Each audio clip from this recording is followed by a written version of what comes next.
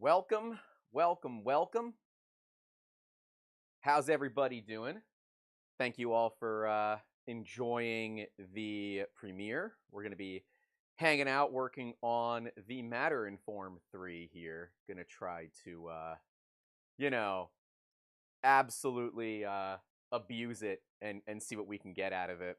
If you have any questions about the Core 1, let me know. Would love to help out there where we can. So there is a much longer video about the Core 1 coming out. So if you are excited for that, get subscribed, leave a like. This one, I promised you guys that we would get some cool coins when we were overseas, some different currency from other countries, and come back with our first big stream of the year. Is this way quieter in the video? Oh, I know why it is. I can fix that real quick. I know why it is. That's because the receiver is currently still set for audio, for recording videos, not streaming. Hold on.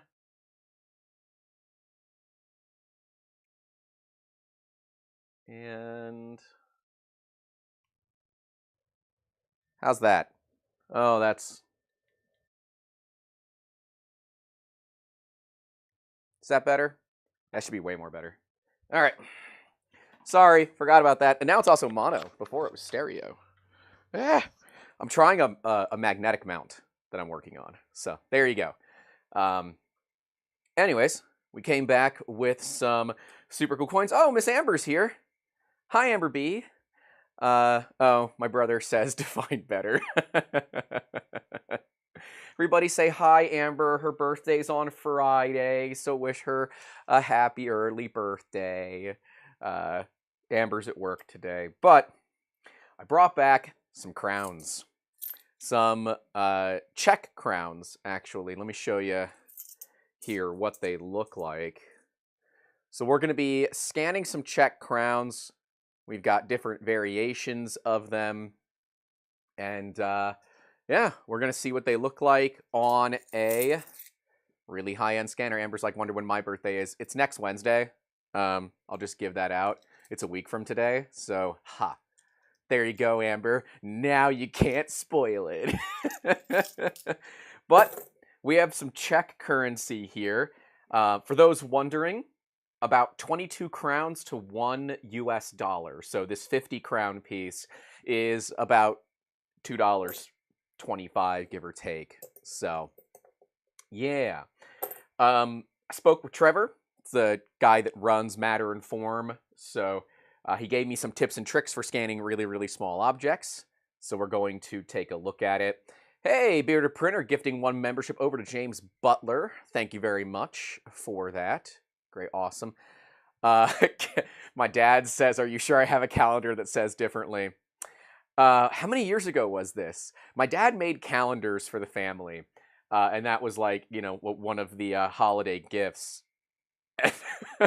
Our birthdays were wrong. So I have an identical twin brother, as a lot of you know. And the birthdays, I think it was the 25th, right? I think he had it as the 25th. I don't know. It was very funny. The legendary calendar. That's right. Amber says the legendary calendar. You know what? Honestly, that's just fun. It's a good joke. I'm here for it. But yeah, if you guys have any questions about the Core 1, that was the video that just finished that brought you here, let me know and I'll try to answer them. We have a much longer video with the Core 1 coming out. Stay tuned for that. I was told I would need scan spray. Great, I have my scan spray. I'm very not prepared for this. I need to clean the set. That is my goal for the next few weeks, is get this set clean. Because I need to do some things in here because I'm running out of space. So stay tuned for that stuff. I have the heat on. It's cold right now. Florida man is very cold. It is 12 degrees Celsius in here, so I am chilly. But we are running fully off grid at the moment. Although I think, let me check. I think the AC is on fan. But we are running fully off grid at the moment. Let's see where our battery percentage is at. As a lot of you know, we do a lot of off-grid stuff. We're messing around with that. Yeah, well, we're charging still, so I'll dig it. All right, got the Matter-Informed 3. You guys saw it on the previous stream that we did where we, you know, torture tested it, and I found out that a shaky table happens to be a big problem with it. So I got some advice. We're going to read it together so that you guys, if you are having a Matter-Informed 3 and you want to scan small objects, you can do it. So I told Trevor that we're going to be doing this at 2:15. He said, cool, let me give you some tips on scanning small things. Use scan spray on the coins. Get the scanner close up to them so the coin appears on the right side of the left camera feed and the left side of the right camera feed. Do not shake the table, the scanner, or the coin during the calibration or the scan. Place the coin on a small box and scan the coin and box together. The extra area of the box will make for a much better alignment. Use high scan density, max noise reduction, and 10 turntable steps. So there you go. We are going to be doing, well, as much of that as we can. So I have not used this scanner since the last time that we streamed, and I have not prepped for this, so we're going to do this live. We're going to see if I can pick this up and do this well. If you caught the last stream, I struggled initially, but then we finally kind of got our grip on it, and it went really well. I'm wondering how I'm going to pick it back up this time. It'll be curious. I think we're going to start with the 2-crown coin. I have quite a few of them, and it is probably going to be the hardest because it is shiny. As Trevor said, you can use scan spray. We're going to try it without the scan spray first. And if it needs it, we'll go ahead and add it. As for something to put it on, I'm just going to grab random crap from here, and we're going to put it on stuff. But I totally understand putting it on a box. Then the next thing we're going to do is we're going to see if we can measure it inside the Matter-Informed 3 software. And I got myself a Mitutoyo over here. We're going to go ahead and see how accurate we can actually get. Now, there will be some variances associated with it, but the goal is to test the accuracy claim of Matter-Informed 3, and they're claiming 33 microns.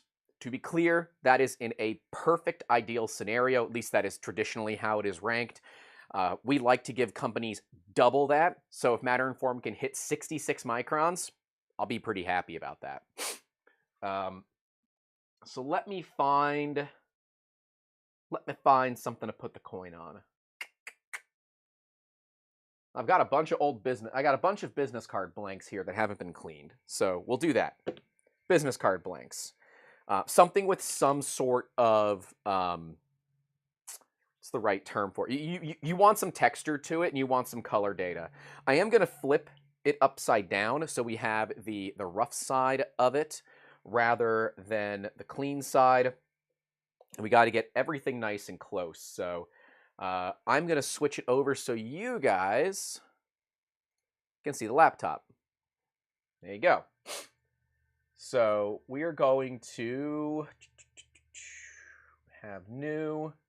We're going to create a group. No, it's not how we do it. We got to add a scan first.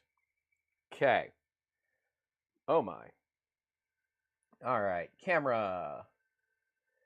Can we just auto everything? I guess not. Okay. All right, I gotta turn the exposure up because we can't see a dang thing. Turn our gain up, and we can try to turn up that projector brightness. Now, because we're gonna be scanning a coin, we want to get this thing nice and close. The coin, a 2-crown piece, is, it does have flat faces, which is actually really nice. I don't think I can, like, properly leave it upright, so I got my backpack sticky tack. Yes, that's a copywritten term. Speaking of, I see everyone is learning the pain of copyrights. Looks like CT3D.xyz, the owners, previous owners of the 3D Benchy, are no longer the owners of the Benchy. It looks like it was sold, and the current owners of the Benchy, well, they're sending C&Ds. So that's always fun. Gotta love that. All right. Little bit of sticky tack. Stick the coin in it. Beautiful. We want to adjust our focus. I wish that there was a way to do this auto. I feel like there is, and I could be stupid and I'm missing it. It's noise reduction, he said, to the max. Capture texture. We're going to do a full sweep, 10 steps, he said. That's okay. Probably want to bring this a little bit lower. You guys able to see it well? Does everything look good to you? Let me know if you want me to switch the views so you can see it a little bit differently here. So we said, let me pull up that message again so I can make sure that I have everything right here. So on the screen, you want it on the right side of the left camera feed and the left side of the right camera feed. So you want it basically close to the center, apparently. So to do that, we're going to put that in the center, but we're going to go ahead and move this around a little bit. We can get it closer.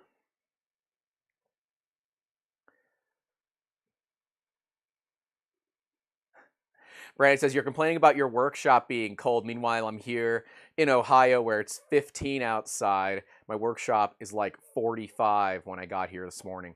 Look, I'm in Florida, okay? It got into the 30-degree Fahrenheit range last night. That's cold, okay? Like, I'm in sweatpants. It's cold. I would be wearing a hoodie or something right now. I just didn't plan accordingly for that. So we'll turn the exposure down. So you can see we've still got some red here. I'm going to bring you guys over to just the laptop so you can kind of get an idea of what we're looking at. We've got some red right here, and that means that we're still a little overexposed.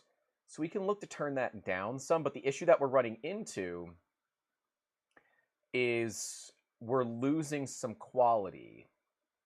So this will require some scan spray. We're pretty obvious going to need some scan spray. What I do want to do is look to calibrate.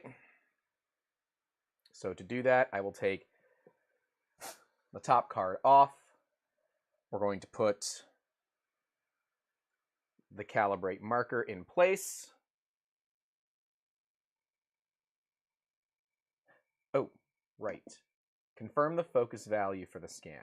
Okay, I can do that. So we want to focus there, there. That's the basic area that we want to focus. So we can confirm.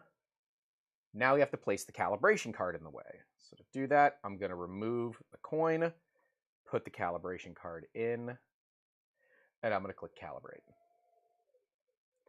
And it's going to go ahead and turn everything around. Jorvik is here. This is evening from the UK. Hopefully you're doing well, boss. Calibrating the turntable here.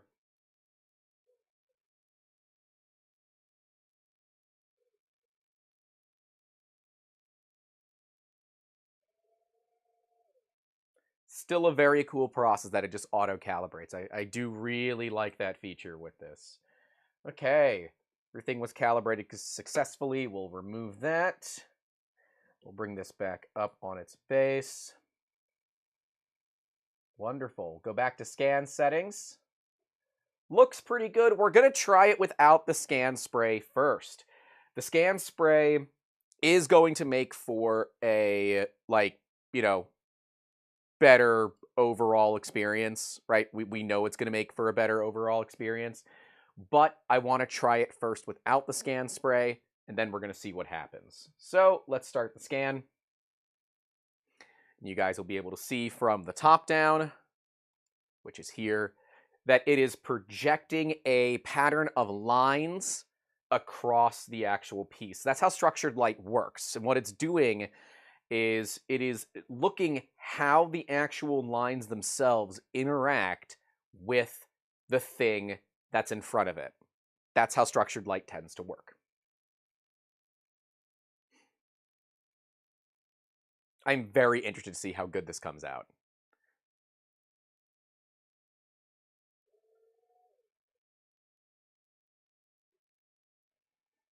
I can't touch anything while we're doing it because we want to have as little vibrations as possible.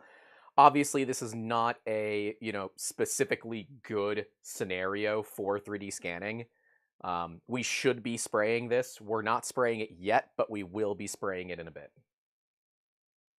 I want to try it the hard way first. Now, I am also scanning it from a top-down perspective like this at an angle. I don't know if you'd actually want it facing, like, dead on, like, in line with the coin. So we're going to find that out as well. We're going to take a look at the actual scan. Thankfully, this doesn't take very long, so, I'm pretty confident that we'll be all right. Now, the fun thing about this, something that we've discussed before with the Matter in Form 3, is that it doesn't actually need a rip-roaring rockin' computer. I was going to use my personal laptop rather than the 3D scanning laptop, but it just felt wrong to use my personal laptop and not the 3D scanning laptop to do this. So, whatever. What do you guys think of our look at the Core 1? I'd like to know your thoughts on it. And hey, while you're down there, leave a like. I don't know, get subscribed. Enter to win some printed solid filament. It is, of course, linked in the pinned comment. And if you do feel so inclined, we are keeping this ad-free. We just ask for a couple of bucks every now and then to help out. So, yeah, if that's your kind of thing.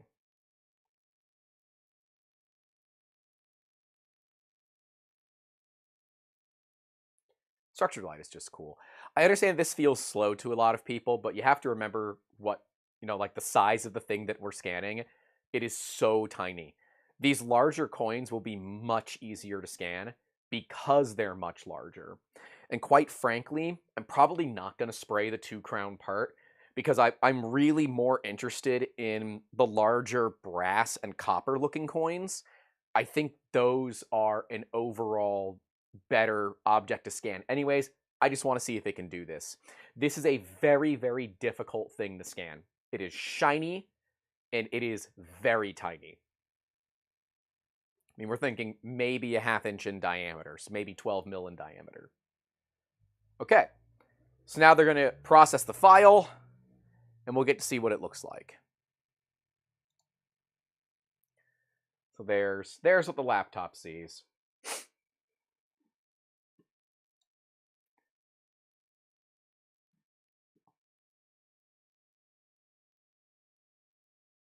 Did it kick people over? I only see like 22 people here hanging out. That seems odd. I should probably post on the social medias that we're doing social media stuff. That would probably be useful. Let's take a photo or something. I don't know. I'm supposed to be like a social media content creator. No, it did not. It didn't automatically send people over. It should have. That explains a lot.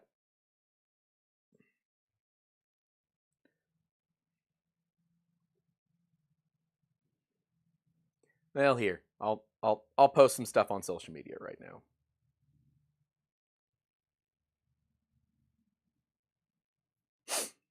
Oh, let's go.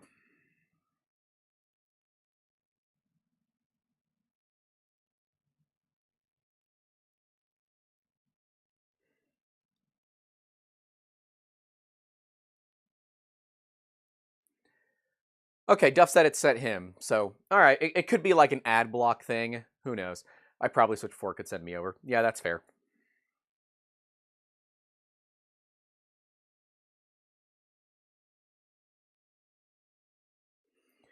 Okay.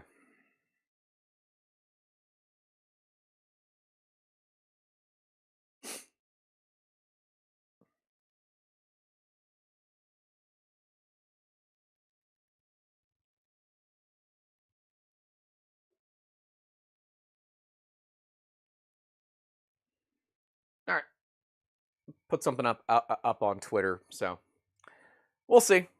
We'll see how it goes.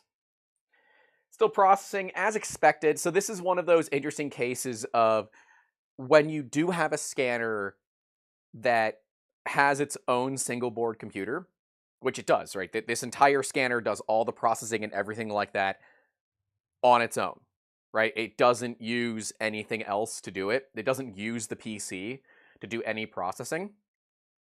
You are stuck with the speed of the single board computer that it has. So Crypto Camo says, yeah, Nebraska winters are fun. It seems like the only time when my truck battery decides to tell me, oh, by the way, you need to replace me. So that is due to how battery chemistry works. And when it gets cold, your engine, your oil, everything about it requires more amperage. And your battery can only give you so much amperage. And when it's cold out, batteries aren't very happy, especially lithium batteries. So they have to, warm themselves up. That's why block heaters exist. That's like, it's there for a reason. But that's why everyone should have a jump pack on them. Having like one of those jump packs is really, really valuable. Let's see. Wow, honestly, that's pretty darn good. For a shiny coin, it did not get the back of that coin at all. Interesting. It got the texture of the card quite well. That's pretty, like, just as a raw scan, that's pretty darn good. I hardwire a charger into my vehicles. Yeah, that's useful too. That's why when I had a vehicle, I would buy an 800 to 880 CCA cold cranking amp battery. Yeah, in Florida, we don't have that problem as much, but we have that polar vortex is finally getting down into Florida, and it's chilly. It's chilly. Your boy's in sweatpants, man. You know that means it's chilly. All right, so we're going to auto-align the scans. Just going to pick them all. And hit continue. Theoretically, it shouldn't need to do a lot of aligning since it was just one scan.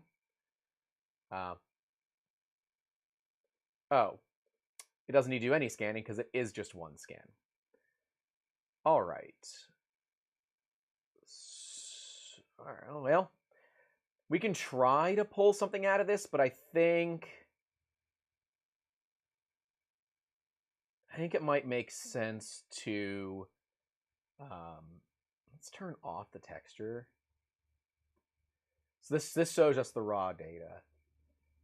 Well, I guess because that's in a shadow. It wouldn't have seen it because the coin's not standing vertically. Yeah, so we will want to bring the scanner down.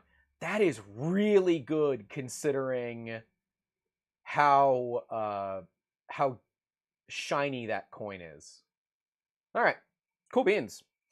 We're going to switch up the scanner. We're going to move it quite a bit lower, and I'm going to try a different coin. I knew that one was kind of, trying. We've got a 20 crown coin. I'll show you guys what it looks like here. Let's do that. So here's what the 20 crown coin looks like. Let's do a, oh God. Oh, I'm hitting the camera and it's getting mad at me. Oh no. Don't do that. There. Focus. Thank you. That's the 20 crown piece. It is not shiny really. It's an older coin. Really like Czech money. I think the Czech crowns are really quite pretty. Ooh. Something is angry on that camera today. That's all right. That is all right. So we're going to do the same thing. We're going to set it, quite frankly, in the same point if I can. We're going to have to recalibrate the scanner, but that's okay. We're going to go ahead and just going to do a new scan. I don't need, so this is going to be 20 CZK. Create the project. We're going to bring the scanner way down because that's what we need. We have to bring it down. We need to bring it kind of at the level of the actual coin, which I've done there. We're going to add a scan. This is going to allow us to kind of see what's going on. Okay, let me show you guys what I'm up to here. So we're going to set all of our exposure and gain values. We can turn down the projector brightness a little bit. Here, you know what? Let's turn the exposure down a hair. Projector brightness can go down. That should be good. Yep.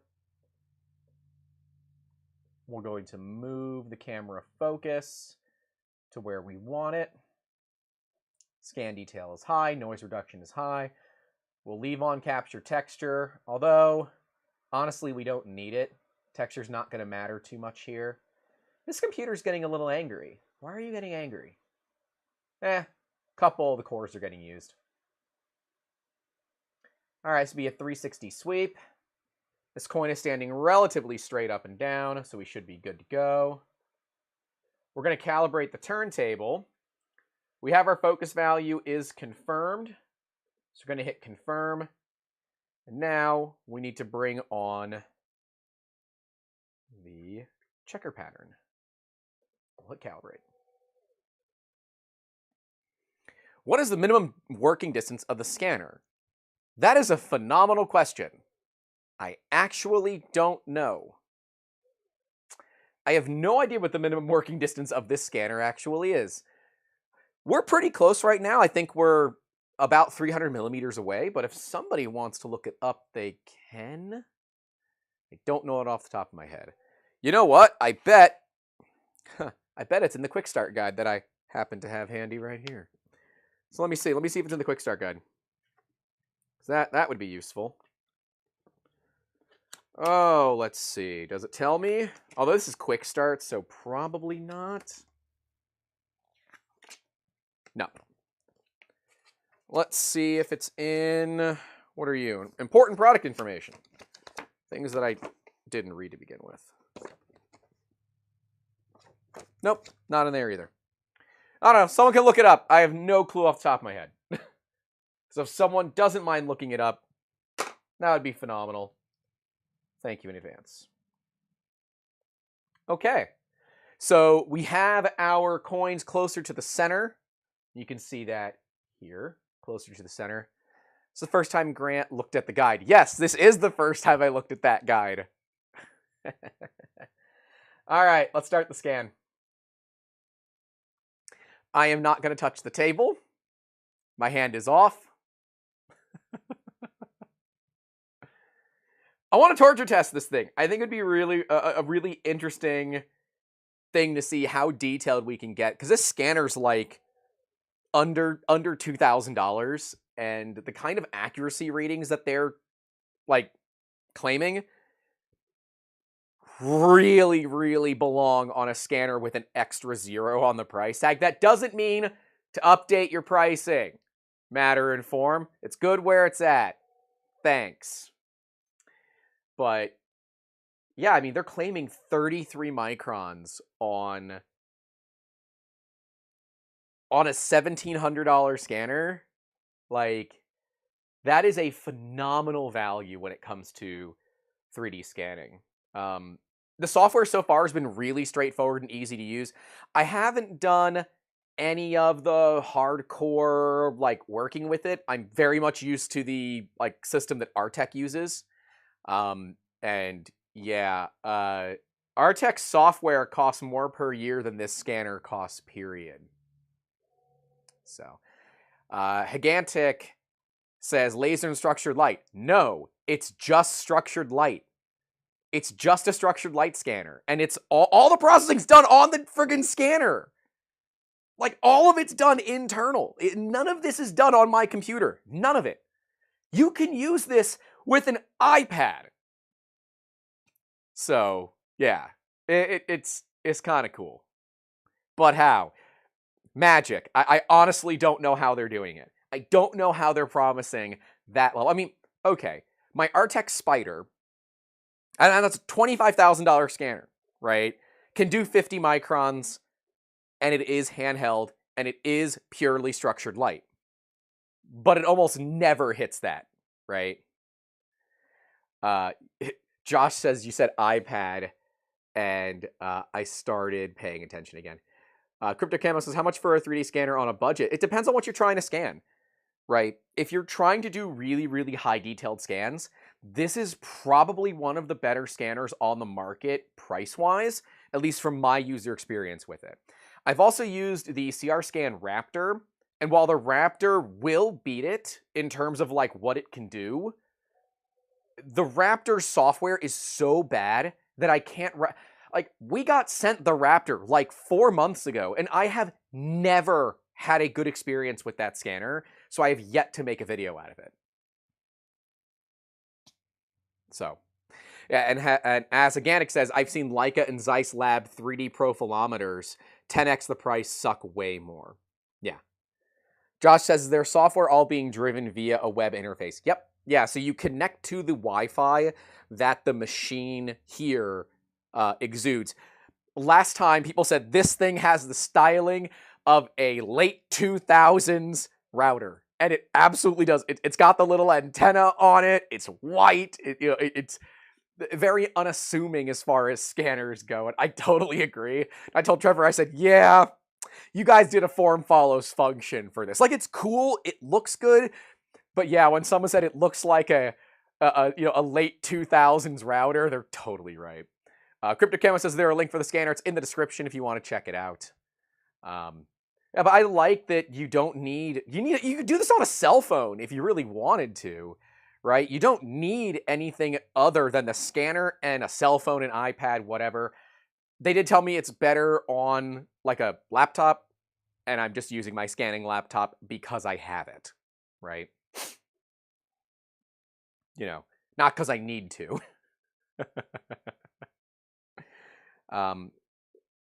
I've seen a lot of people recommending the CR Scan Otter. DaVinci 10 apparently has one. Haven't used it. I'm told it's a decent scanner. I still like the Einstar as a scanner, but the Einstar is not even going to get anywhere near as not within a mile of how accurate this is. The Einstar is not even rated, right? The Einstar has no rating for how accurate it is. And I found out that's because they don't test it. You can calibrate the scanner, but it won't tell you how accurate it is. Matterinform is claiming 33 microns, and they said that they did that in a real-world scenario. Now, is it a better scenario than I have? Probably. But, yeah, I mean, if this coin is anywhere near good, the scanner's worth it. We'll see. We'll see. I wanted to do torture testing. Then we're going to have maybe go to a 50 crown piece. Have two 50s. Oh, I have a really dark 10. We'll do a 10. Yeah, I have two 50s that are really, really like patinaed. Is that the right term? Patina?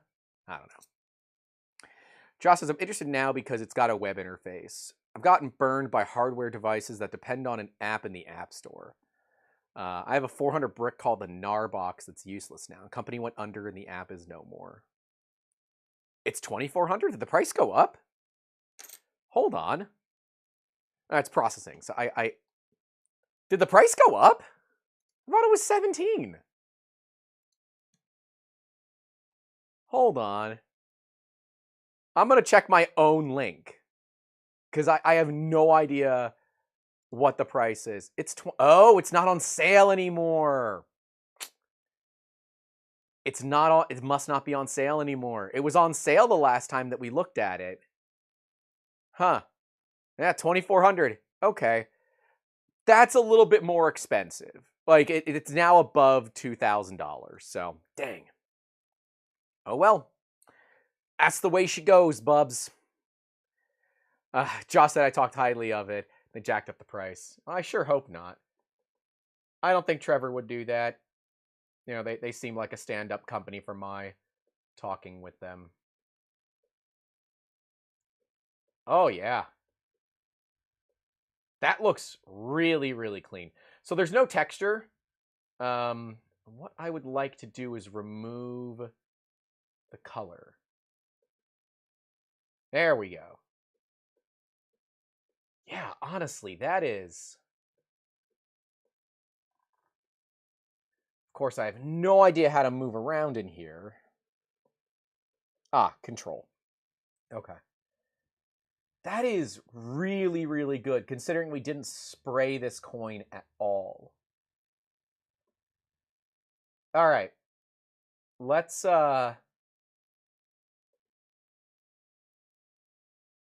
merge it. We'll go all merge.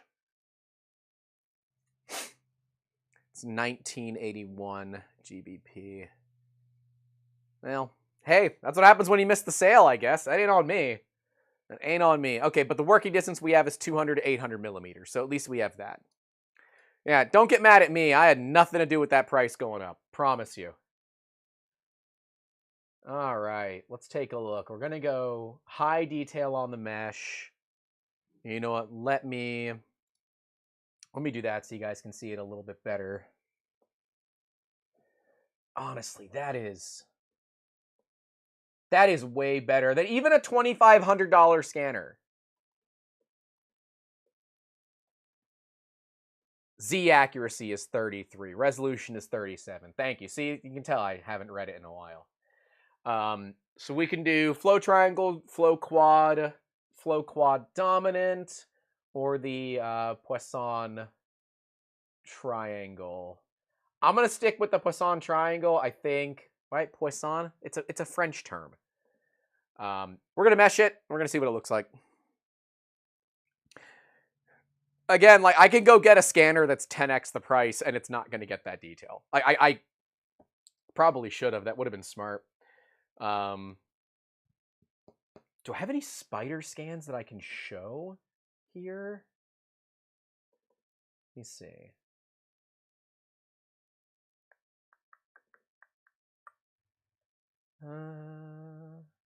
Was this with the spider? I think it was.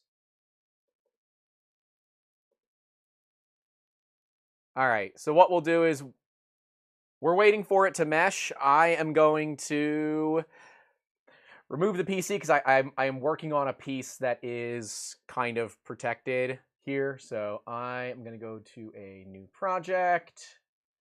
I'm going to show you guys a spider scan so you guys can see what it looks like.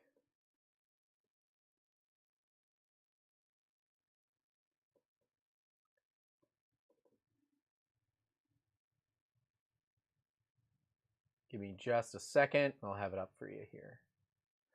Okay. This is a scan from the Artec Spider. It is claiming an accuracy. Oh, I hate not having a mouse in the Artec software. It is so difficult to move things around. Artec, I'm telling you. Nope, that's the HP Omen software. That's of no value to anybody here. Oh well. All right. So this is scanned with the Artec Spider. This is a Nextruder tool head. This is when we were working on getting a higher resolution kind of known area of the Prusa XL because we're working on a custom fan duct for it. So I had to scan it. To give you an idea, this is down to 1 million poly, and it's only 200 micron accurate. That's it. That's absolutely it. So, you know, you still get a really nice model, but you see how that's kind of fuzzy right there? That is solely because it was handheld at the time. Go away, HP Omen. We don't care about that. Distance from the scanner, 400. Z accuracy is 150. Okay, so yeah, the closer you get, the better you get. That's fine. Josh says, Mixies said the Prusa doesn't post any reference CAD models for the tool head. Doesn't even have to be super detailed. Well, the thing is, they have the CAD available, but it's not assembled, right? And that's not Prusa's fault. It's just the way it goes. Golly, that's a good scan. That is a really... I mean, yeah, we're not picking up... That's a good scan. We're not picking up some of the text on there, but like... Dude, that's pretty good. I'm not... it forces me to simplify, so, you know. That's fine. What I want to do is I want to measure. And I want to see how... I want to see how they're going to do it. Although we can look at like whatever flow quad dominant does. Let's try the different ones and see which one looks the best to us. That might be interesting to see. I don't know too much about the different types of meshing. So there's your raw data again. I don't know too much about the different types of meshing. It's not really something that I spend a lot of time in. And, you know, when we look at, again, this software is $1,700 a year. The software that you're looking at for Artec is $1,700 a year. This scanner costs now $2,400. So, Gigantic says the Raptor X is $4,000. That seems steep, but if it is comparable and better software, that makes a compelling case. So there's the Raptor and the Raptor X. I don't have the X. I have the regular Raptor. So like when we look at here, let me pull up one of the raw scans. This is a raw scan. This is what raw scan data looks like for Artec. This is an Artec Spider raw scan data. Really messy. I can do my registration, my outlier removal, and then my fusion. It just lets you choose smart, sharp, smooth, or fast. That's all it lets you do. It doesn't give you those further options that you get with 3. So that is something to be aware of. Is that valuable? I don't know. There's a certain point where an auto button is the bulk of what most people are going to use, but I really wanted to see how detailed this thing could get. I guess I can go get the Raptor, but I really don't want to. We'll do it. We'll do a separate video for the Raptor when we test it. Maybe we'll bring this out then and test them together. I promised you guys we were going to do this when I got back, so I'm back, and now I want to do it. So, yeah, I don't know the big difference between the Raptor and the Raptor X, but yeah, I think the Raptor X is more crosshatch lines, where the Raptor is just normal straight lines. Blue laser scanning is a little bit weird. Not gonna lie, it's a little bit weird. So, grain of salt on the blue laser scanning.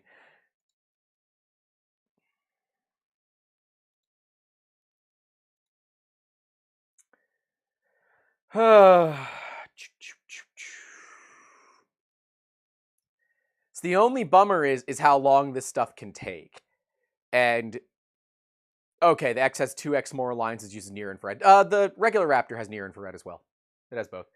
Okay, so we're not gonna use flow quad dominant. That looks terrible. We're just gonna go to the Poisson triangle. We're just gonna go ahead and leave that.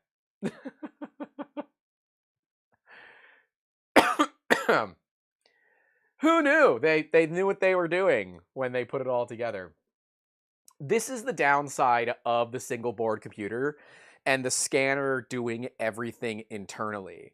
And the downside of that is I have a rip-roaring computer.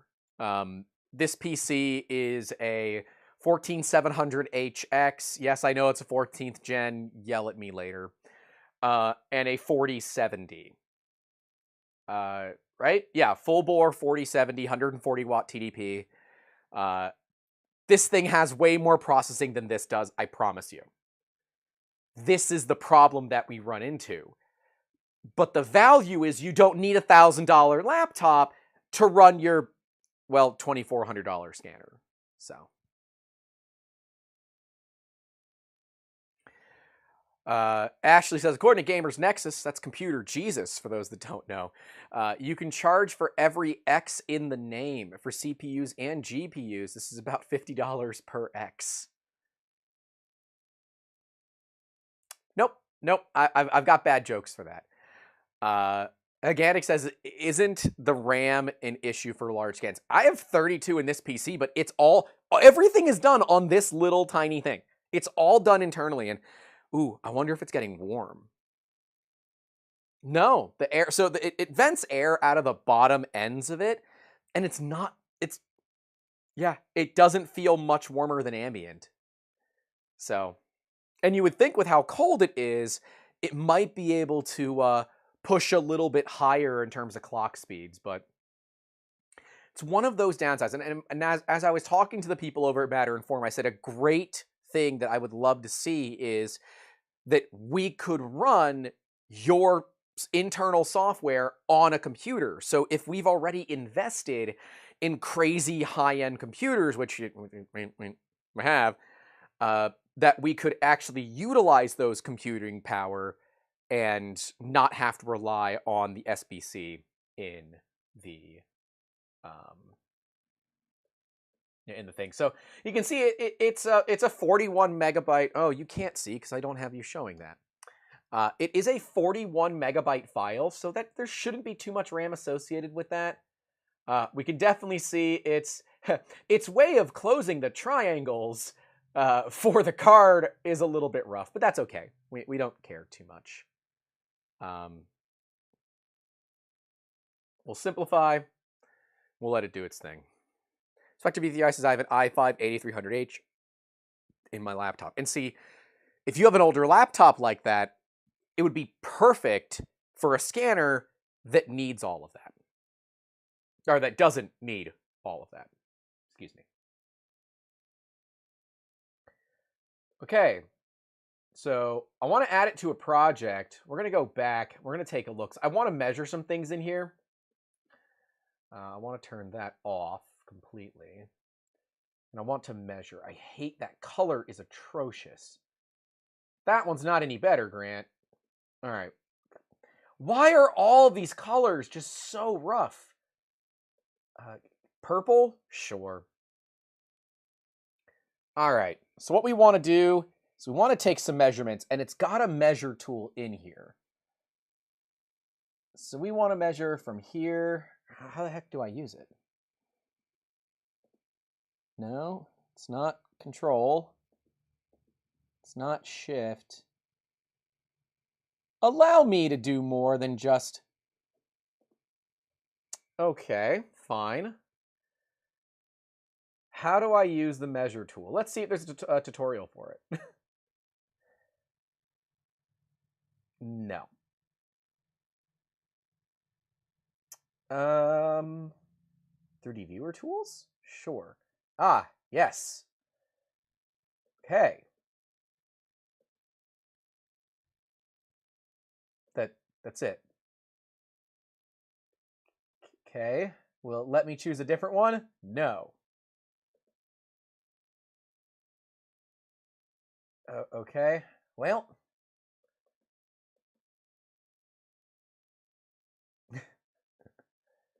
Dang. Well, I guess if you hit C, yeah, it goes to the rotate tool. Not ideal, but that's okay. So what we're going to do is we're going to do a lasso selection. What I want to do here... Oh, scanner's disconnected. What? Why'd you disconnect?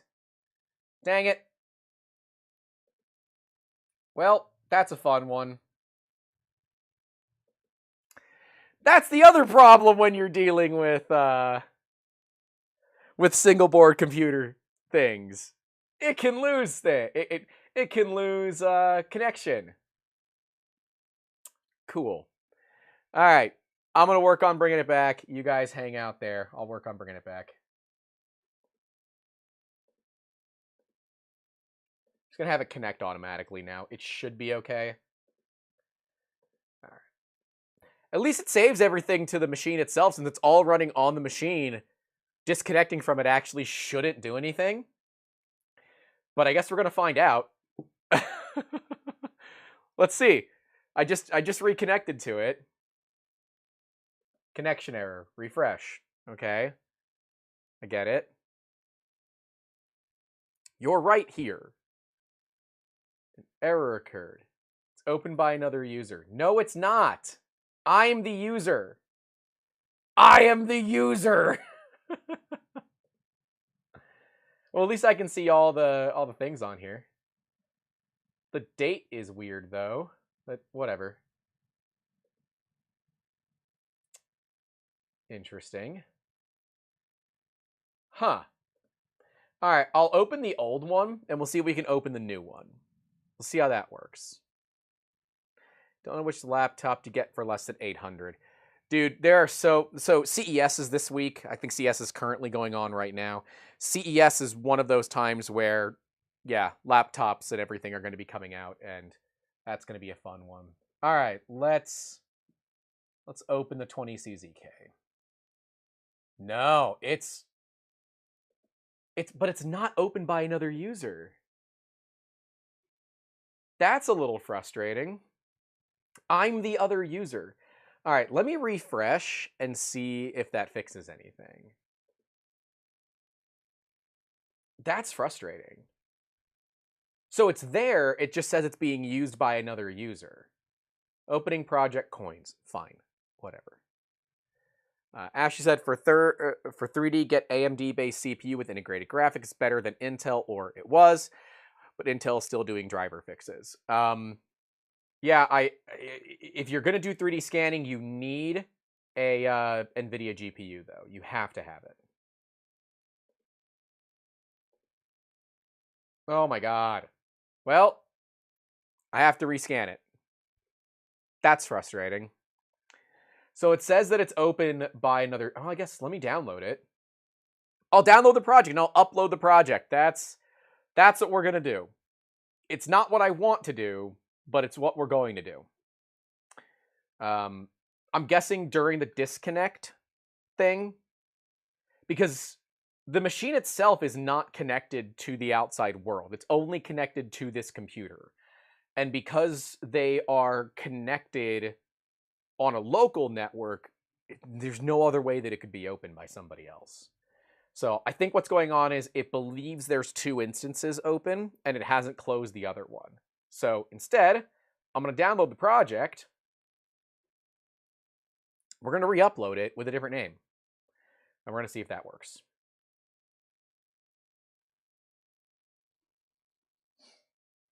Because I really want to take a look at it.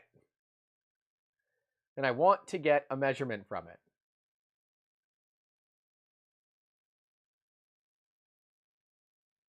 Where's the... Okay. Well, while we're waiting for the download, I'll go back to the main screen here. Bit of a bummer. I've never experienced that disconnect issue before, but hey, this is part of live testing. Sometimes things go well, sometimes they don't. Oh, okay. I got it. I'm going to keep it. I want to upload. Here, we'll go back to the laptop. And I'm going to do _1. We'll see if that works.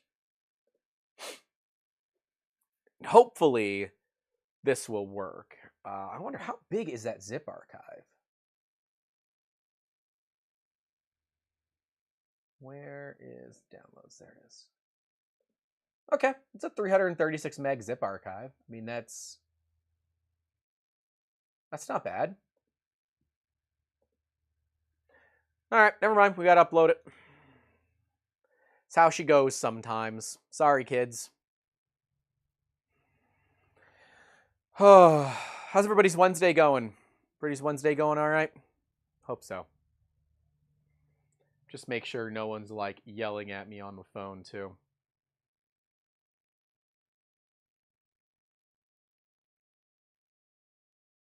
So far, nothing. And hey, by the way, if you guys are going to hang out this weekend, we are going to be streaming with the 1440 makers for the World Central Kitchen. So that should be fun. Okay. All right, I'm going to open this. Haha, I can open it. Let's go. All right, we got it. It took a little bit, way more than it should have, but we got it. All right, and it's still purple. Nice. Yeah, I wish we had a way to measure, but it looks like what we need to do first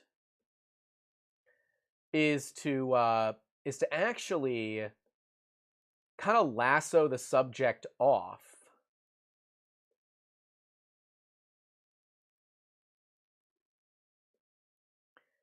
What we want to do is, can I do an inverse, like a Control-Shift-I? Nope, that doesn't do that, because it's a web interface. Don't want to replace a selection. I don't want to subtract the selection. I don't want to delete the selection.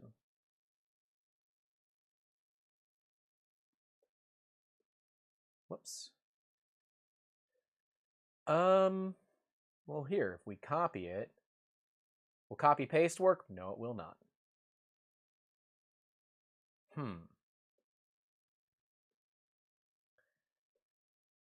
Okay, do they have a tutorial for this?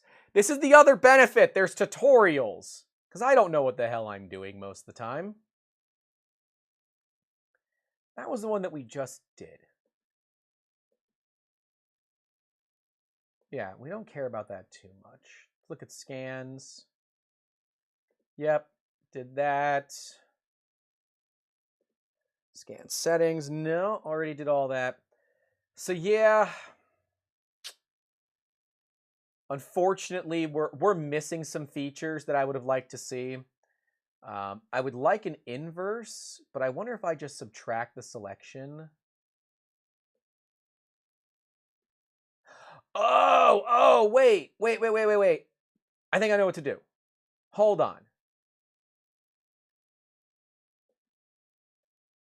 I need to completely do that. I'm going to select the entire thing. Okay. Now I'm going to go to subtract selection, go to the lasso tool, and I'm going to lasso off the coin.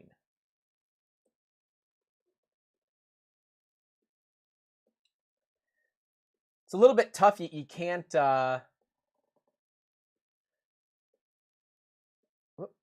you can't move anything while you're in the selection area like that.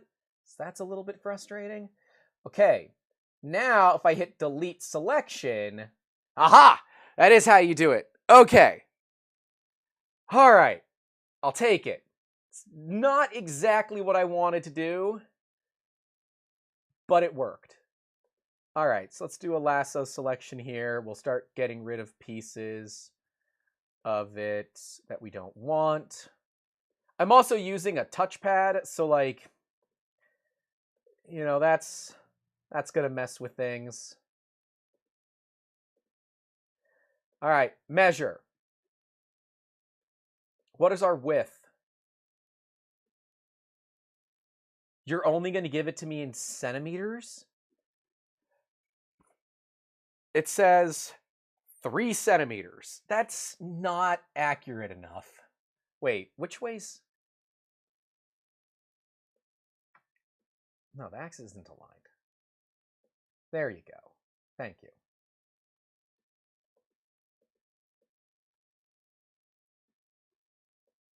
One centimeter. That is like, oh, I need better measurements than that. I need better measurements than centimeters for small stuff. But fine, you say 3 centimeters. I say I have a Mitutoyo. The thing is, I can't register accuracy. Well, you know, I bet I can. Let me merge the...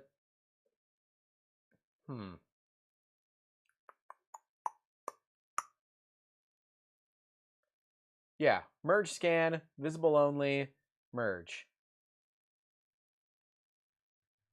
I'm trying to figure out the way around this.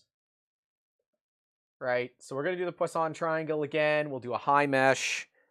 While it's doing that, I'm getting the Mitutoyo out. Kind of an interesting one, man. Kind of an interesting one. Got the good here, the Mitutoyo. That apparently at one point belonged to someone named Nelson. Too bad, Nelson. I own it now.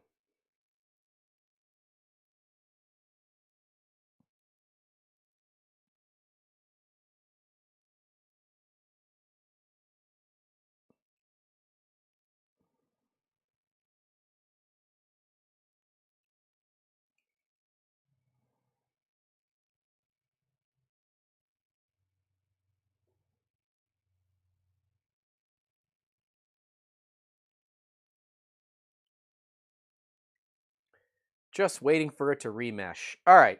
I'm going to take some measurements of the actual coin here that we have. So let's get some measurements with the real Mitutoyo here.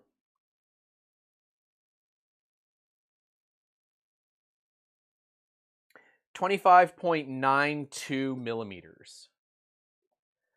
That's what I'm looking for. So I want to export as an STL.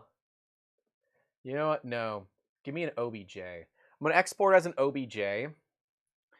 And then I'm going to open up Prusa Slicer. We're going to take a look at it inside of Prusa Slicer. Because I don't know what else to open it on other than Prusa Slicer. Because that'll at least give me some measurement abilities inside of software. Kind of around the way of doing this. Suboptimal in my opinion, but could be worse. All right. Do we have it yet? No. Still waiting for it to download. Again, one of those... oh, there it is. Keep.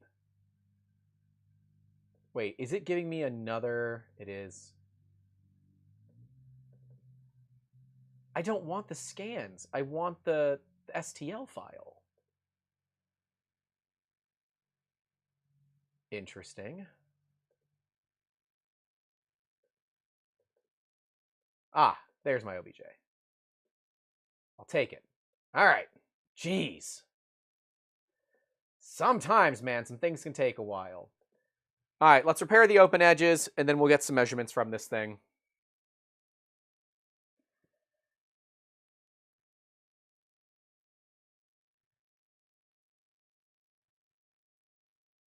All the open edges are on the base. That's the wrong software. I'm used to just grabbing the Artec software. Oh, yeah. Yeah. Yeah. Didn't close that hole. Oh, well. No big deal.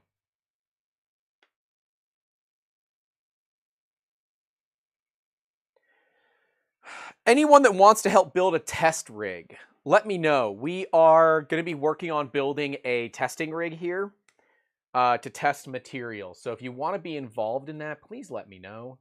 That'd be much appreciated. All right. Got a measure tool inside a Prusa Slicer.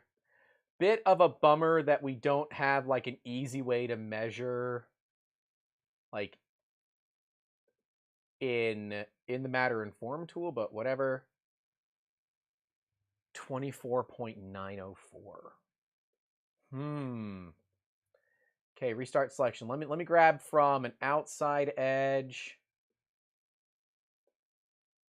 to, well, you know what? Let me use a flat edge. I'm going to use a flat edge to flat edge, and that is how I'm going to determine it here as well. 25.622. I'm going to try to measure actually across that same section myself. Here, let me zoom you in here. I'm going to try to measure across the exact same section myself. So we're looking at flat here. Oh, right. The coins are not perfectly symmetrical. Okay. Well, that makes life a little bit more complicated. So instead,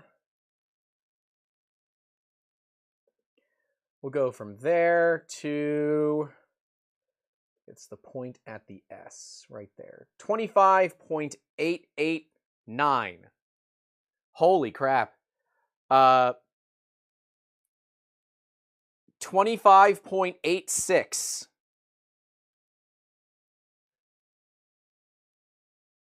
Holy crap.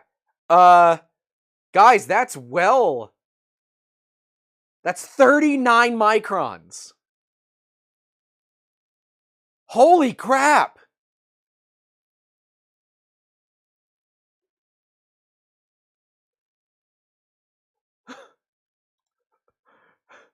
Excuse me? 25.899 according to the scan. I am reading 25.87.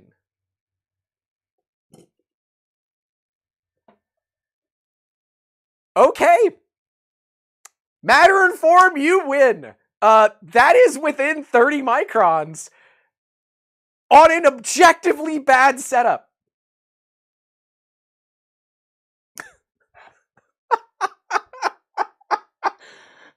What?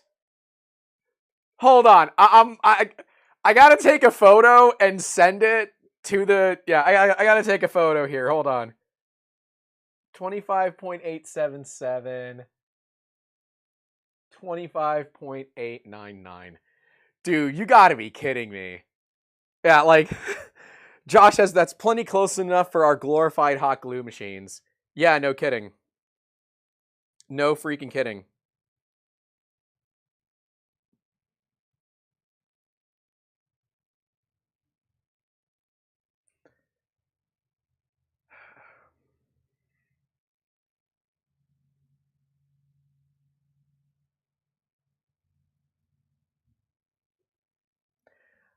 I can't believe it's that close. I was happy to give them 66 microns, and they hit, what, 29? They hit 29. And I'm measuring from the same friggin' point, too.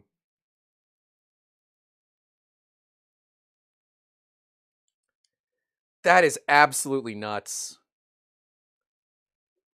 Yeah, that is absolutely nuts, guys. Again, 25.86, 25.899. This doesn't go any further than that. I wonder if let me take it to inches. And let me do everything here in inches too. That might result in something with higher accuracy. Hilariously enough. 1.019. Get the right angle. 1.0180. That is 10 thousandths of an inch, right? Is that right?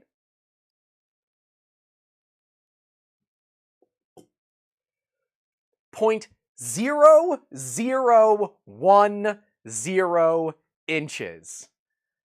Is that 1,000th or 10,000?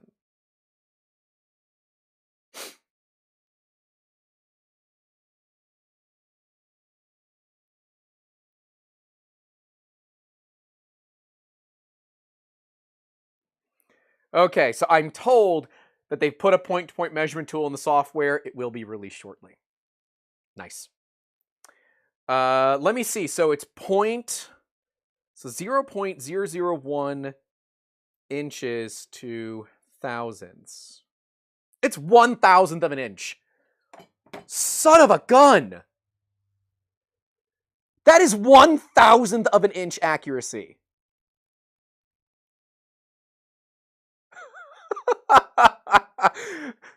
That is a sub $3,000 3D scanner producing 1,000th of an inch accuracy. Okay. Okay. Yeah.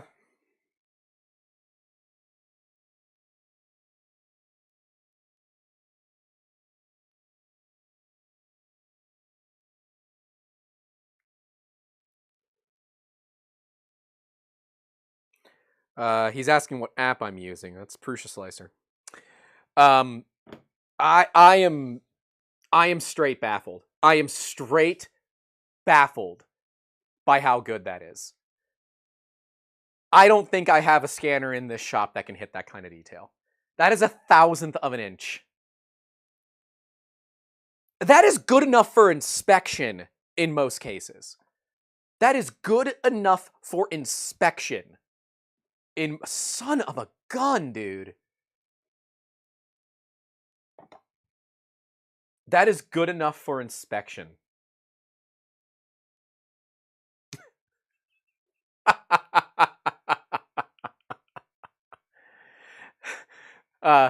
CSL said that might be enough to scan the toner on a laser printed page. Wait, that's a thing? You want to find out? I got a laser printer inside. I'm going inside. Give me a second. I'm gonna go get a piece of paper that was printed on my laser printer inside. You think that's good enough? We're gonna find out. Oh my god. Hold on. I'll be right back. Okay, I'm now excited. I'm now really excited. Let me find an old piece of paper that I don't care about.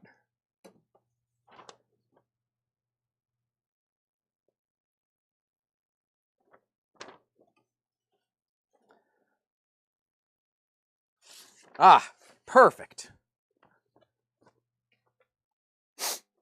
I don't think it's gonna work, but we're gonna see. Ah! Okay. Shut this door. Okay.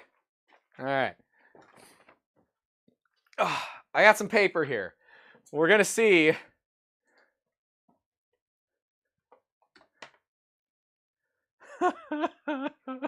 We're gonna see if it can do it. This is the dumbest thing. You think it's good enough to actually get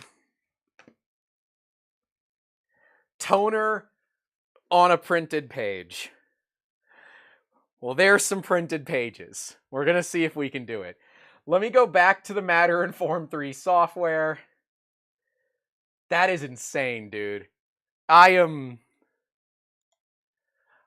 once again completely blindsided by how good this thing is. Like, sincerely. Paper. We're going to create a project called Paper.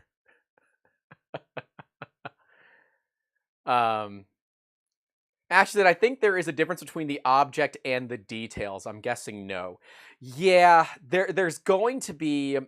So that's the thing with scanning. It is like photocopying over and over and over again. So you have to be careful. Here. We'll use this page. I'm going to fold it so the turntable can spin without upsetting stuff.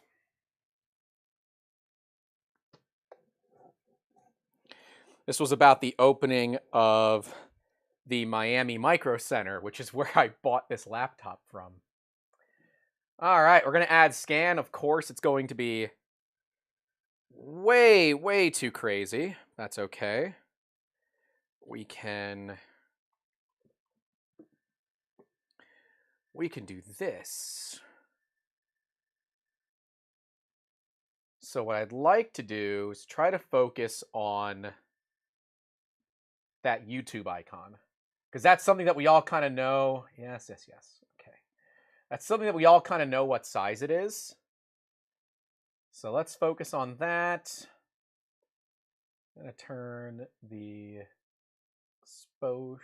No, I can turn the projector brightness up. Let's turn the exposure all the way down, and then we will adjust the brightness. Okay. High noise reduction on all of it. I really don't need it to sweep that much. Let's do like...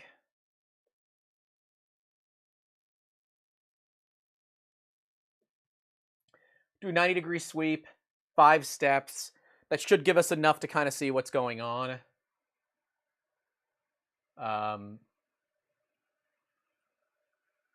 We'll need to calibrate it. In this particular case, I'm going to leave the paper on the thing.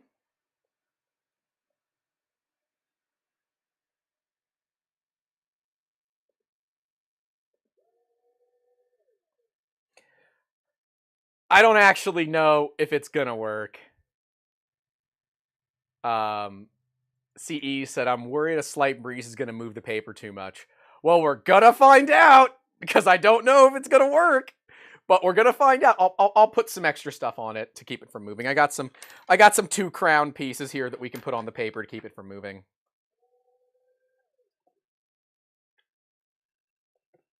And there's really not any breeze in here at all, so we should be okay. Said hairspray it down, but nah, we're just gonna send it.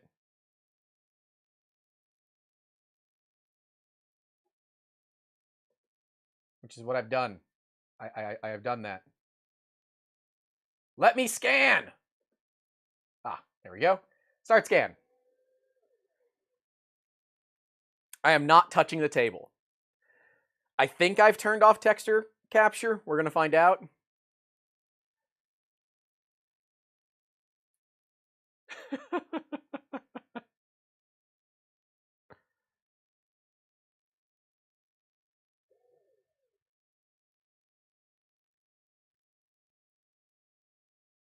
I can't believe that this is capturing that much detail. I legitimately cannot believe it's capturing that much detail.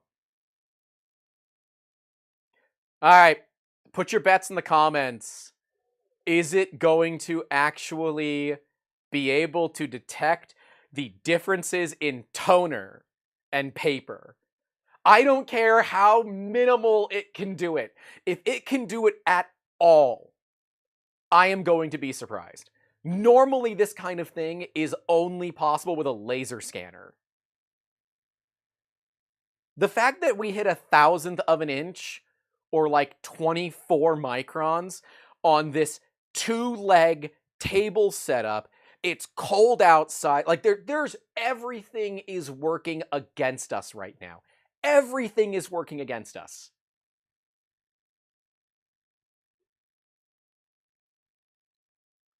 I still think it's really cool to see the pattern that it generates, though. Ashley says, nope, no way.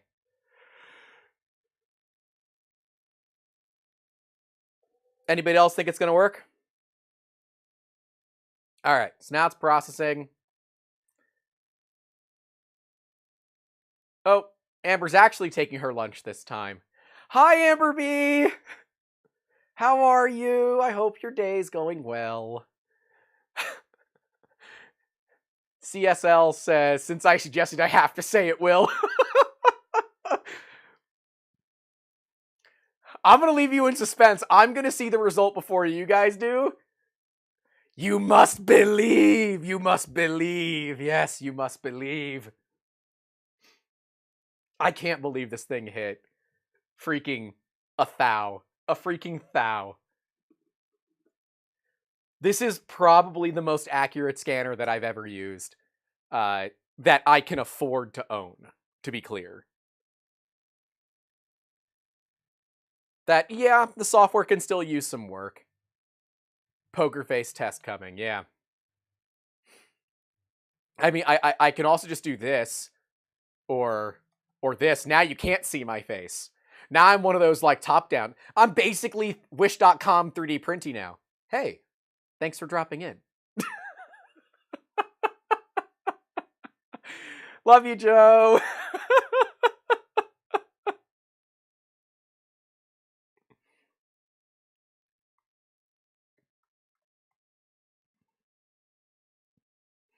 Or we do some really weird stuff.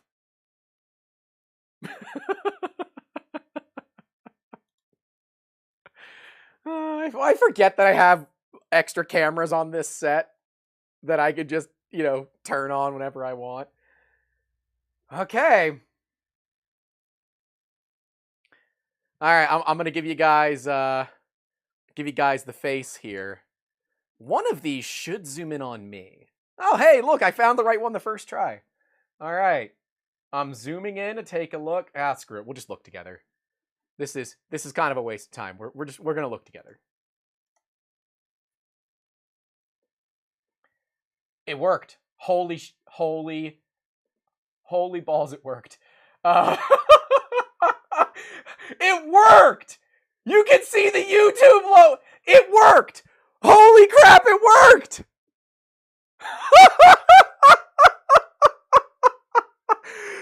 freaking worked!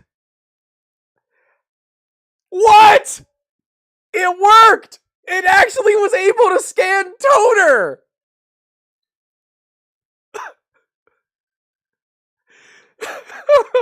I gotta send a message to the owner again.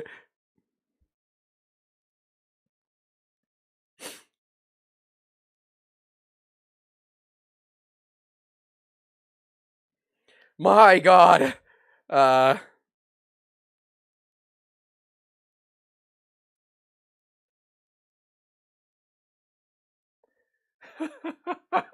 It actually did it.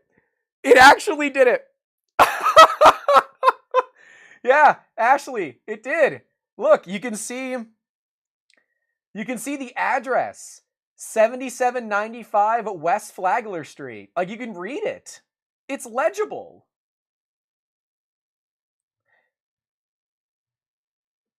All right. Let's merge the scans. I'm really curious to see what happens when it tries to merge everything.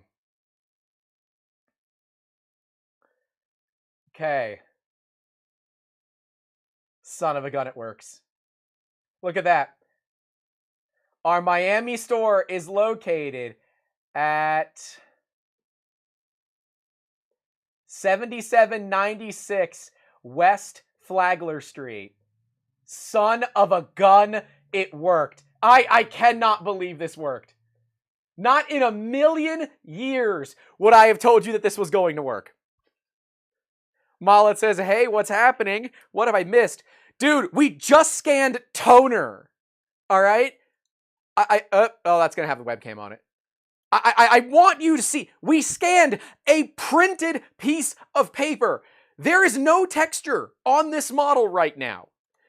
There's no texture on this model. This model is just toner. This is not a laser scanner. It's a structured light scanner. How is it? I'm Electra says, I think it's a reflectivity thing more than actually catching the edges. I don't think it is. Because if it was reflective, it wouldn't work. It wouldn't work if it was reflective, because that's how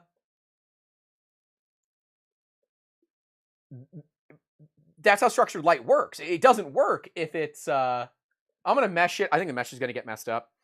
I will move the paper closer and we'll do it again. But this time we'll do like a 180. Dude, I just what oh man, that's crazy. Logo is bigger than the text. That's why it's not showing. No, the text isn't showing because it's at the fold.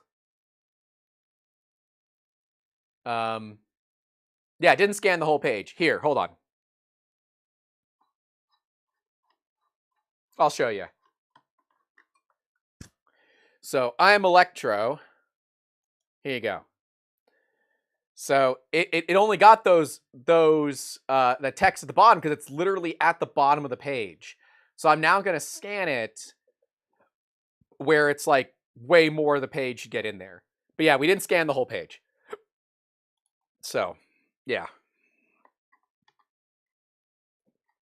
Dude, that's nuts to me that it worked at all. Crash makes us use so many cameras. I do. Yeah, I have 3 cameras on just this set. An Insta360 Link 4K. We have a Vixia HFR 600 Canon camcorder, and then an Elgato face cam that I picked up cheap online. I was very happy about that. All right, we're gonna do a new scan. I can't believe that worked. I am baffled. I am baffled that actually friggin' worked. I can't. Like, I just can't. We'll turn the projector brightness down. I'll leave the focus plane in the same area. There's no point. Nothing else has really changed. Whoops.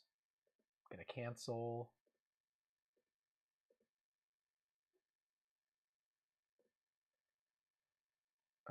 Okay, let me just see. Where does it start to give me crap? Right there. Okay. Oh, nope, never mind. Take that down a little bit. We're scanning a white object, so like, you know, it's going to be a problem. Turntable, let's do the 180. And let's take it to, let's go to 9. 9 at 180 should be fine. All right, we'll start the scan.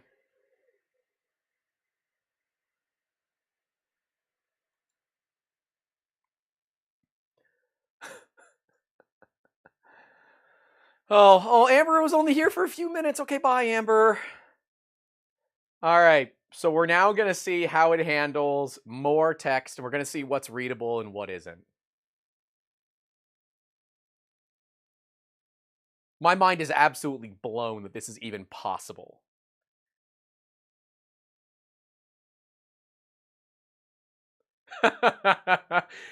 Trevor says, "Rad, I'm looking forward to watching this live stream." Well, I hope you enjoy it. You'll watch me struggle again as I remember how to use this thing.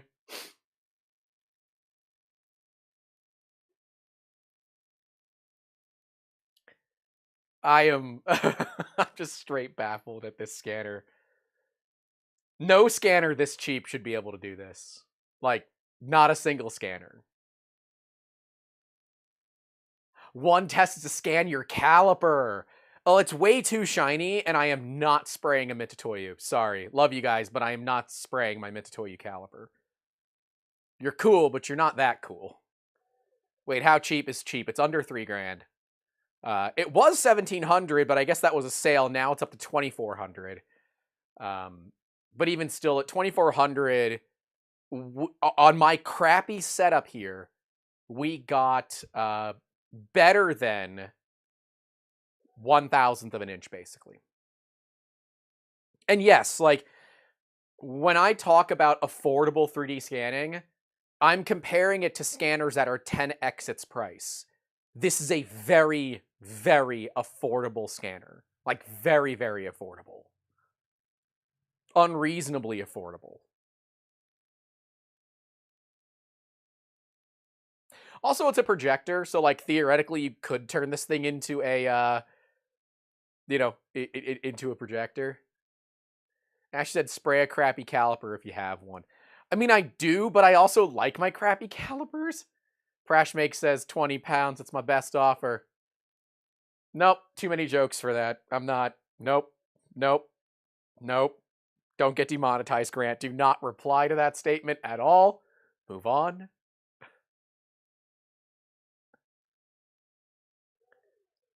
Dreams Void says, right, okay, makes sense. Now why you're so happy with it. Yeah. A scanner that can pick up freaking text on a piece of paper. And again, there's no texture. It's not capturing texture detail. It can. I have it turned off. We're deliberately not capturing texture detail because I want to challenge it. I want to challenge this thing, and I want to see how detailed it can get. This was a joke. This wasn't supposed to work.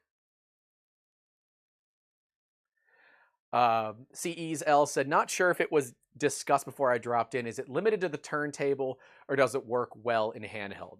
So, that's the weird thing about this scanner. It's not like your traditional scanner. You can't just like move it across. This is a single frame capture scanner. So if you wanted to scan, like on their website, they have a Vespa that they've scanned, right? To do that, you'd have to move this scanner around the actual object on a tripod and say, there, take a photo, there, take a photo. And really, it's a scan, right? So it's taking a single shot scan. If the thing you're working on fits on the turntable and you can be within the scanner's working distance, it will work. But like, you're not buying this scanner to scan a vehicle. You're not buying this scanner to scan a person. You're buying this scanner to scan small, like, objects basketball-sized and smaller. Sure, you could scan somebody's head if you really wanted to. I don't think that's really a big thing. But if you wanted to take the turntable off, it just has a magnetic connector. You just take it off. You can run this thing without the turntable. I'm not, but you can. Prashmake says giant Vespa-sized turntable. I have a turntable that fits me, like my weight, and I'm like 100 and... We'll go with 100 kilos. That's being nice. I am more than 100 kilos. I put on a bunch of weight when I was overseas. All the weight that I lost to travel, I put back on traveling. So, we'll view this together for the first time. It is almost done processing. Still, like, I'm feeling the heat coming out of this scanner, and it's really not that bad. Speaking of, it is very cold in here. I'm turning the heat back on. Where's my battery at? Or because we should be charging. Oh yeah, we're at 82%. We can turn the heat back on. I'm cold. Cold, turning the heat on.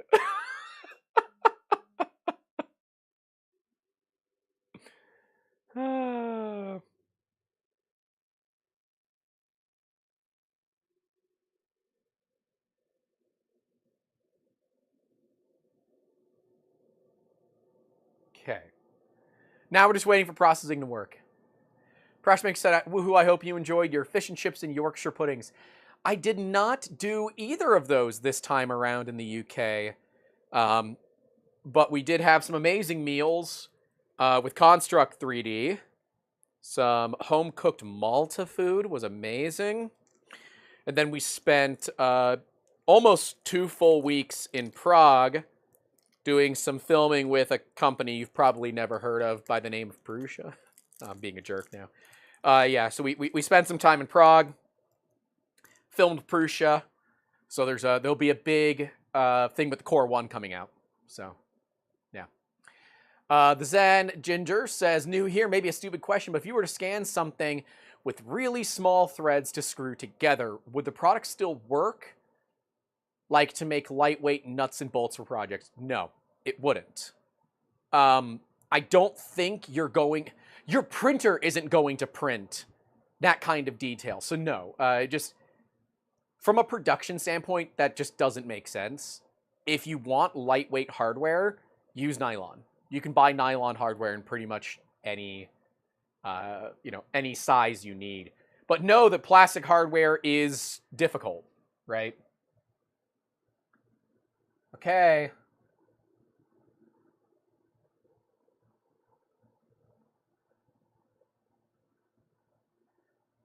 Ooh, it didn't scan a lot. But it's very obvious that you can see the thickness. You can literally see the thickness in the scan. It scanned even less. Interesting. It must be that stuff is just too close. I don't know. This is definitely a new scan, but it scanned less.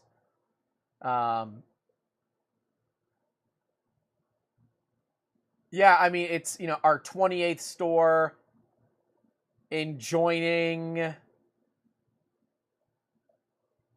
Charlotte, maybe? Let me see what it says. Yeah, in joining Charlotte. Yes. Yeah, no kidding.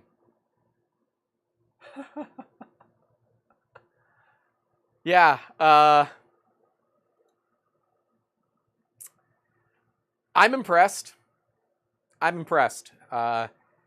You could scan nuts and bolts. I mean, I can grab some hardware, but you'd probably have to, unless it was like a black oxide, you would probably have to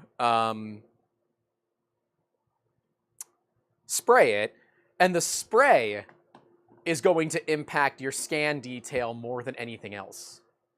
So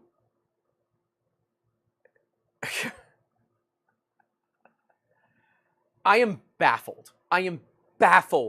As to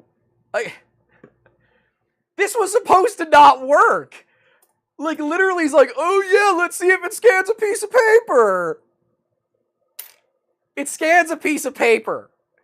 The effing scanner scans a piece of paper.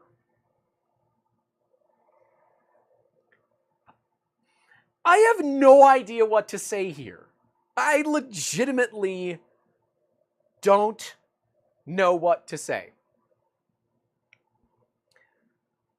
I didn't think we were going to do that for a I don't have anything else that we can torture test with. That's a piece of paper is the torture test. You can't get What's better than a piece of paper to prove that it works? I mean, I'm like trying to think of something in my shop here that would work for this.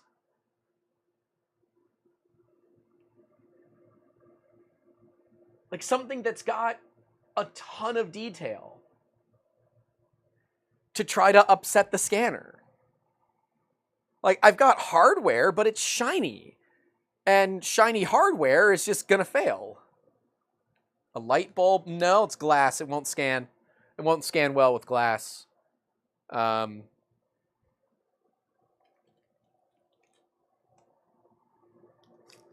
Here.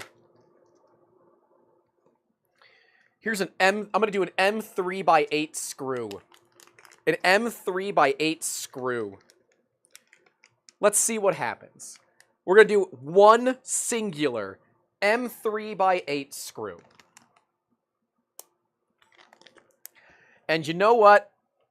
If it can scan an M3x8 screw and get us an even reasonable, an even close to reasonable data set of what this would look like, credit where it's due. Because, I mean, honestly, it's earned every bit of praise that I've given it so far. Every single bit of praise that I've given it. So that's M3 X8. Create project. And add a scan. And of course, we are now way too dark.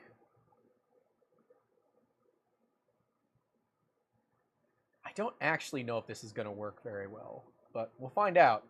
In fact, I can probably leave... I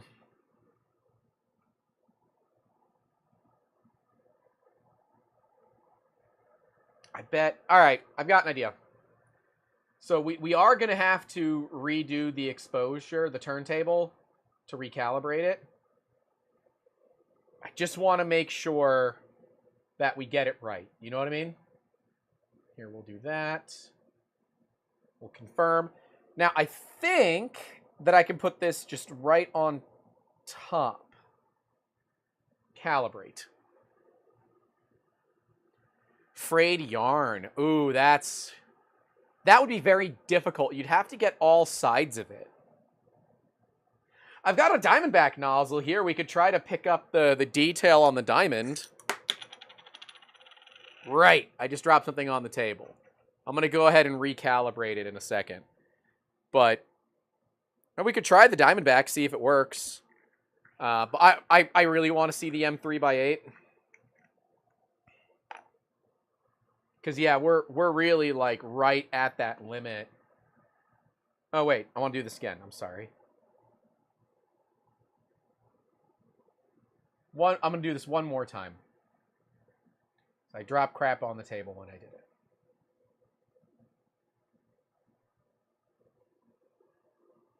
Frayed yarn wouldn't be opaque enough. It might not be. But I don't have any frayed yarn, like, just laying around that I immediately know where it is. So an M3x8 screw is going to be what you get. Actually, Diamondback Red Extruder's coming when? It's already out. It's already available. You can buy it now. Buy now! Okay. We calibrated. Great. Scan settings. Turntable. We are going to have to do a full sweep. I'm going to do 12 for the turntable. The full 180. High resolution. No texture. And to help it out, I'm going to add... so when you're doing something that's very... that's all the same on every edge like this is, or kind of looks like, it's good to have something else for the scanner to track. Great. Here's a bit of filament. Well, that's a little phallic, but let me cut the end off a bit here. Hold on. Okay. A bit of filament. Perfect. All right. So let's do... You see everybody else see an extruder. They said it's out, so I don't know what to tell you about that one. We'll do main overhead for right now. Start scan. Hands are off the table. Josh is going to need insurance on that Nextruder Diamondback nozzle. That would be an expensive crash. I have not messed up a Nextruder yet, and I've crashed a few of them. Like, hard. Be very curious to see how well this bolt does.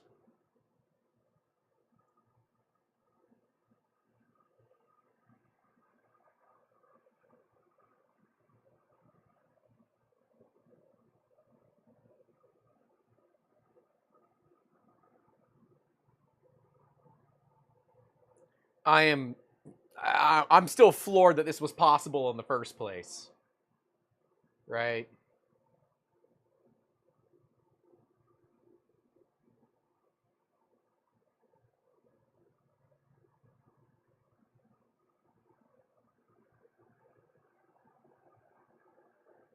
Now we're just waiting. Maybe it's not on their website yet, but they did say it was ready. So... Hold on. Wait. I might even have photos of it, Ashley. Let's go back to a month ago.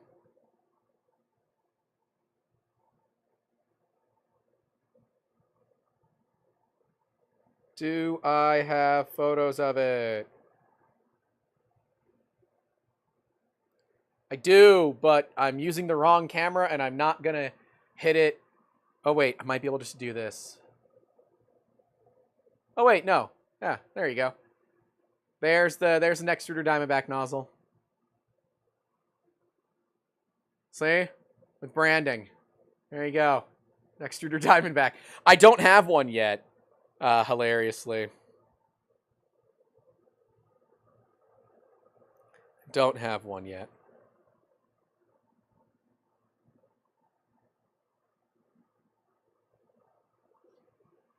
But that's okay.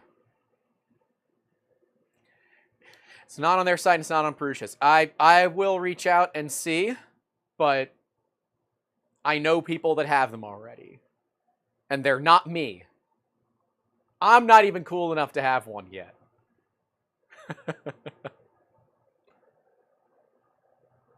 How cold is it in here? It's 15°C and I'm cold. Damn it.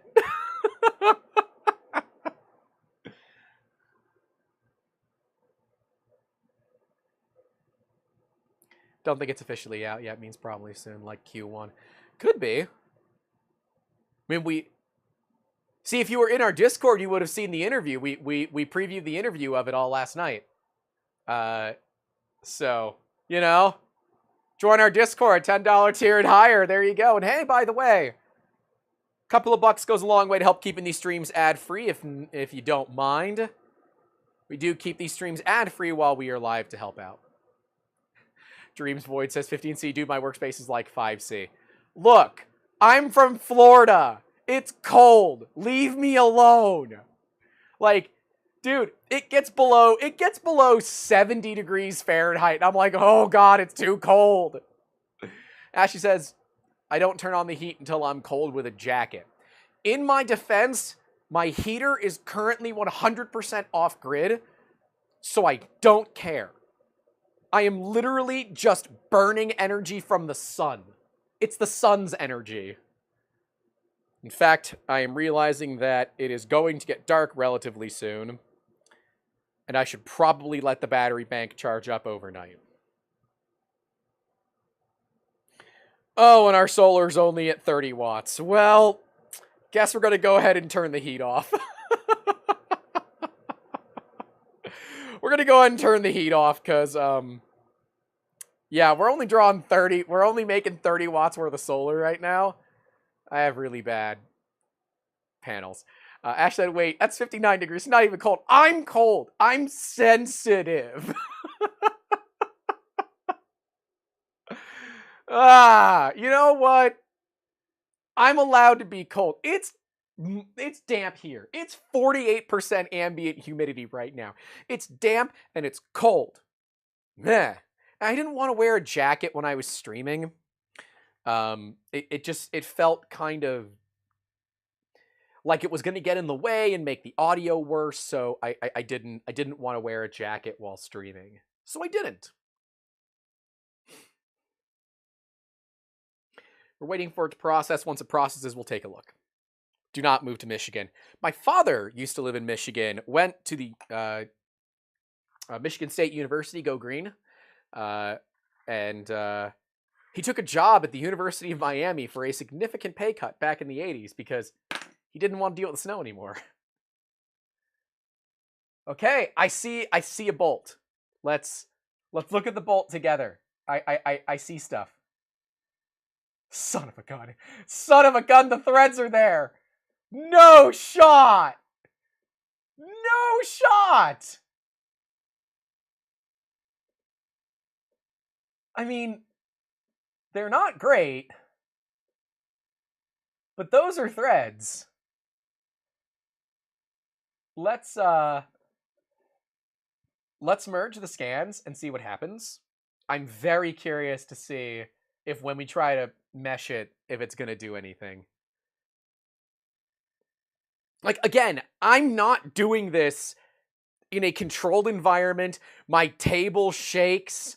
Like, nothing about this is ideal for 3D scanning. We just scanned an M3 by 8. Yeah, as no surprise to... Oh my god. Wait, that worked? Okay, only on, like, a few of the sides. There's definitely an area where it didn't pick up data. Son of a gun.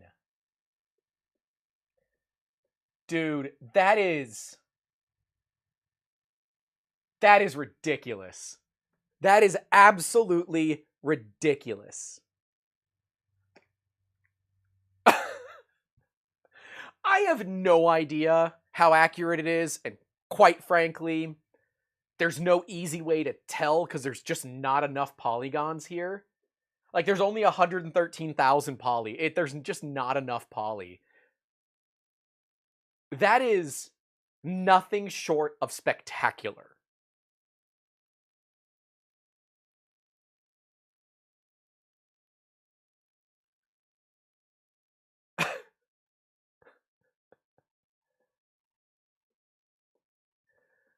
Dreams Void says, this is tempting. I didn't need a car anyways. What car are you getting for this kind of money?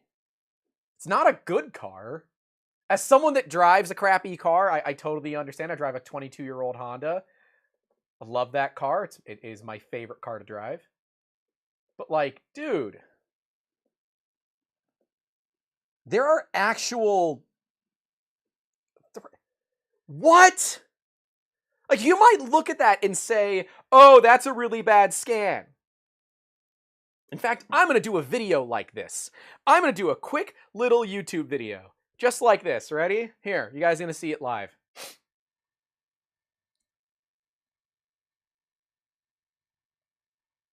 You might look at the scan data and say, wow, that doesn't look great. And then you realize we're scanning an M3 by 8 bolt. Well, nope, I messed that up. I hit the scanner on my way up. I think I just lost the stream. Nope, Mollet, that's you. I'm still here. Here. I'm still here. This is UHD 30. Let me go to... that's fine. You might look at this scan data and say, wow, that's really not all that great. And then you realize we're scanning an M3 by 8 bolt With the Matter-Inform 3, a sub $3,000 structured light 3D scanner, and it actually captured the threads on an M3x8 bolt. That is tremendous for a scanner of that price point. Check it out. Links down below. There you go. You get to see, like, making content live. Mala says, 22-year-old Honda won't sell your driving data. Hell yeah, it won't. It won't sell a lot of things because it doesn't have enough data that I need. I need to pull fuel pressure from it, and I can't. I can't read it out of the OBD2 port, and it's very frustrating. That is astronomically crazy.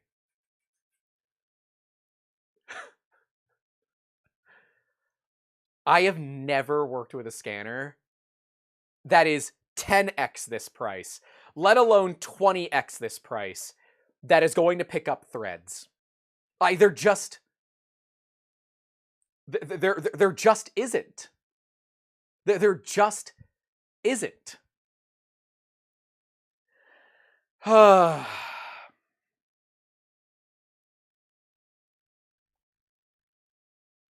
am floored. It's done everything we asked it to do! What's the fuel pressure laughs? Oh, what's fuel pressure laughs in EV?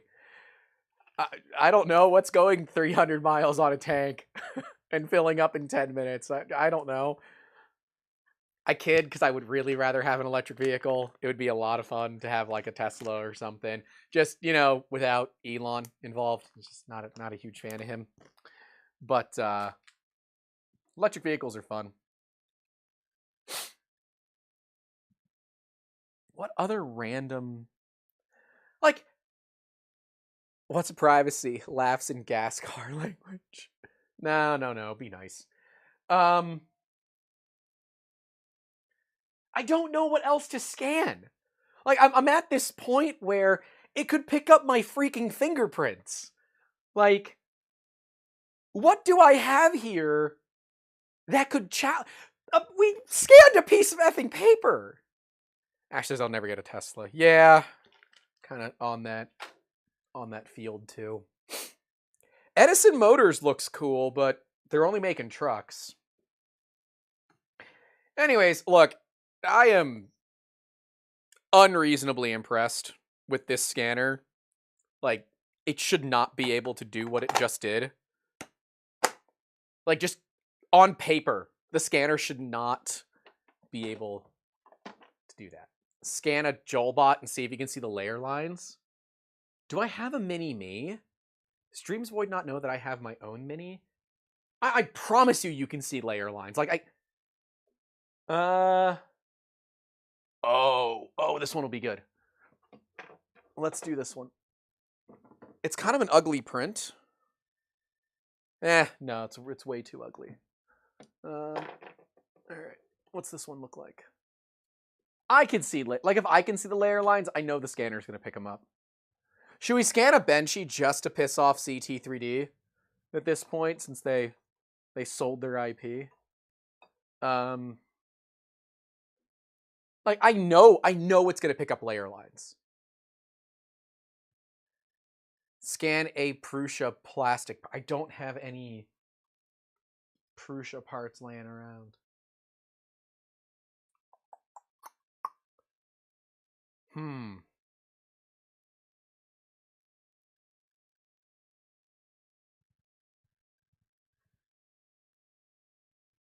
Oh.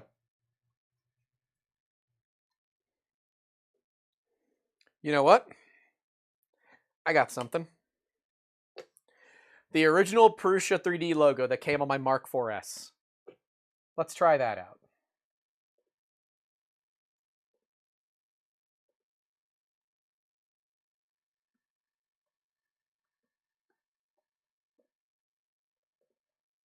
Prusa logo. Add a scan.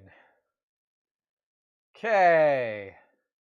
Gonna bring you guys over to main with laptop small. It is small.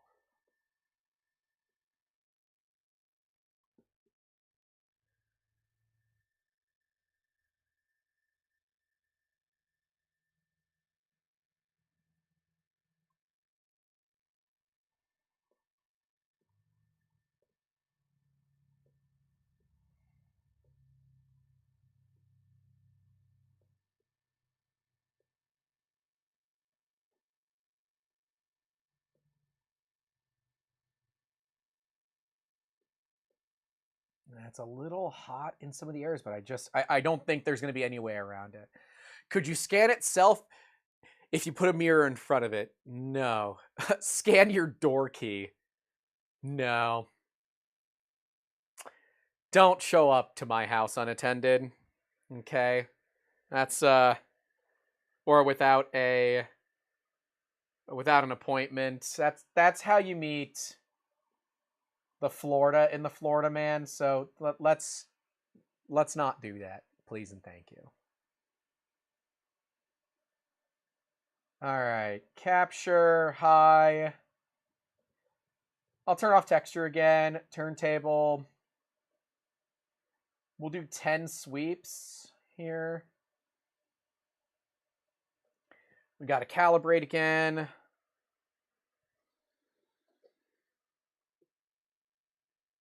So put that there. Confirm. Calibrate. Molly says, could it scan itself if you put a mirror in front of it? I don't think so. No, because the cameras would get reflected with the projector light, so probably not. Did somebody really just make a YouTube channel called Spectrum Customer Support and send me $10 saying enjoy your day? Did somebody really go through the effort to do that? Did somebody really just go through the effort of doing that? Because that's hilarious. But really? Did somebody honestly just do that?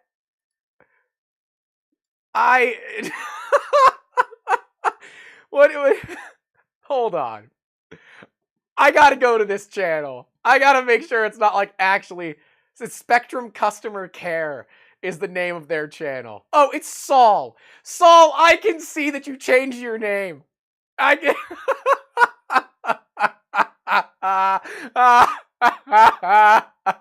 It's Saul Rectum. I hardly knew him. It's Spectrum Customer Care.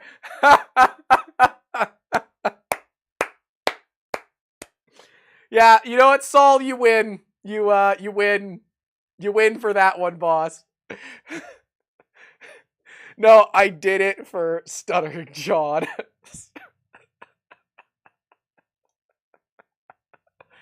Oh, if you did it for Stuttering John, should we give a Baba Booey out? Like, don't we have to do that if we're involving like a Howard Stern character? Right? I feel like that's a requirement. There should be enough detail in this. I'm just gonna send it and see what happens.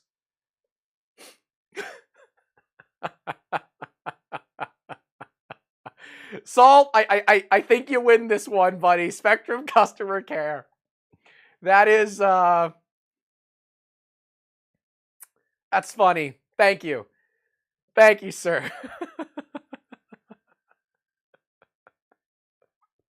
Thank you for the $12 total, boss. I do appreciate it. Thank you for helping keep these streams ad-free to the lovely folks enjoying the stream so far.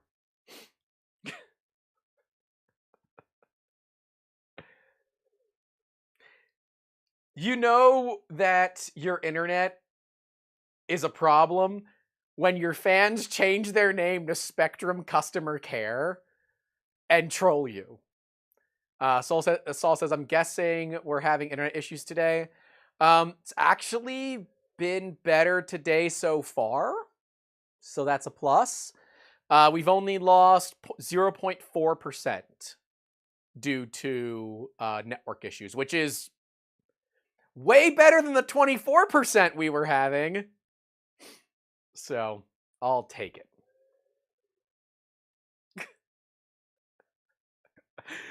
Oh, one of the fans changed their name to Spectrum Customer Support. I gotta get a video of that. That's just too damn funny, man. That's just too funny. You know your internet sucks when one of your fans changes their name to Spectrum Customer Support just to send you money to troll you because your internet from Spectrum is that bad. So, thanks, Spectrum Customer Support or Spectrum Customer Care. You're awesome.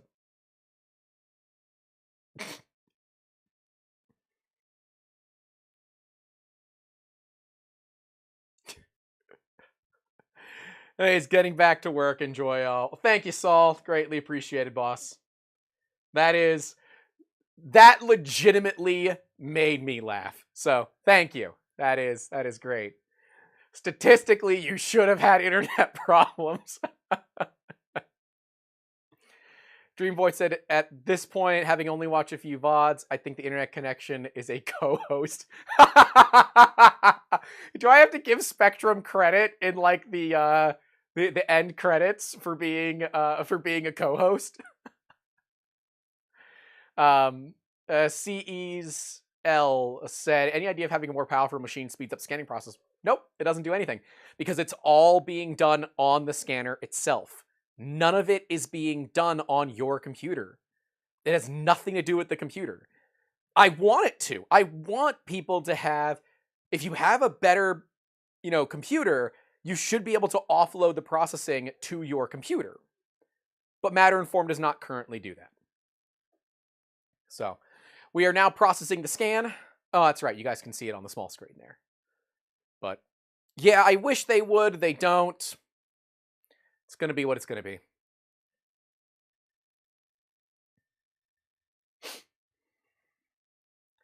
Oh, I'm cold. I'm such a baby. I am so cold right now.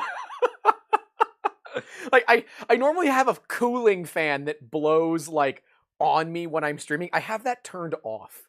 It's so friggin' cold in here. I know, I'm just a baby.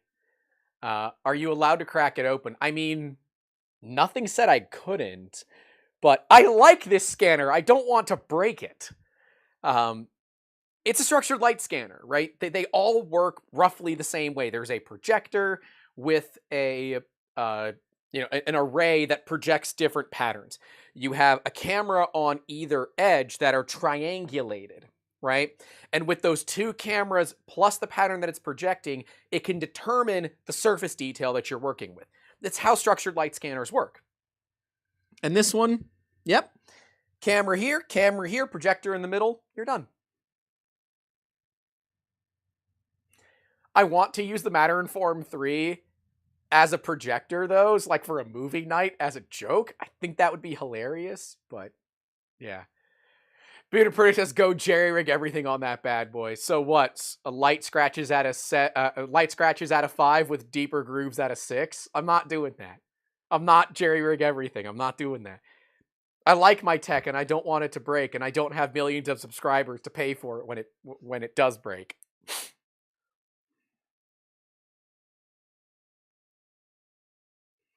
This is the only bummer, is just how long things take, but that's all right. Jose Colon says, is processing done on the scanner to protect their IP? No, not from my understanding. I mean, we could ask, but I don't think so. My understanding is it's all done on the scanner so that you can use an iPad, right? You don't have to use a crazy high-end computer to do it.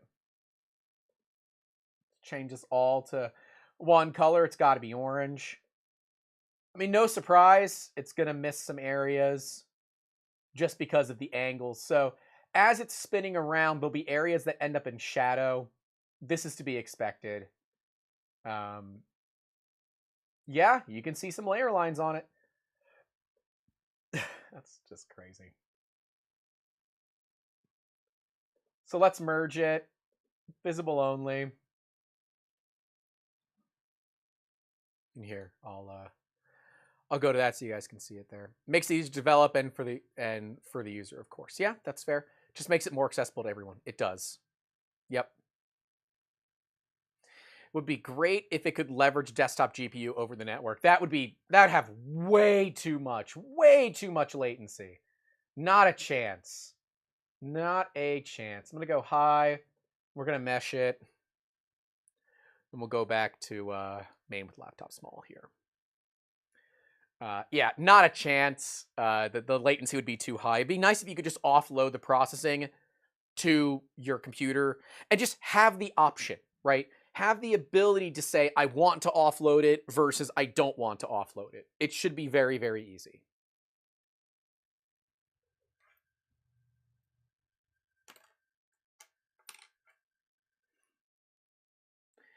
Well, you could technically use a browser-based GPU stuff. No. All of this is on the scanner itself. I am connected to the scanner's Wi-Fi network that it is producing at our facility. It's a really, really nice setup and allows the thing to be crazy portable. Quite frankly, the only real thing that it's missing is USB-C PD, so that you could run it off of a USB-C power delivery battery bank. But it is a generic 5.5 by 2.5 millimeter barrel jack, I'm fairly certain, and producing a cable that, has the right stuff in it that could run off a PD bank is not difficult. So you could easily do that. You could.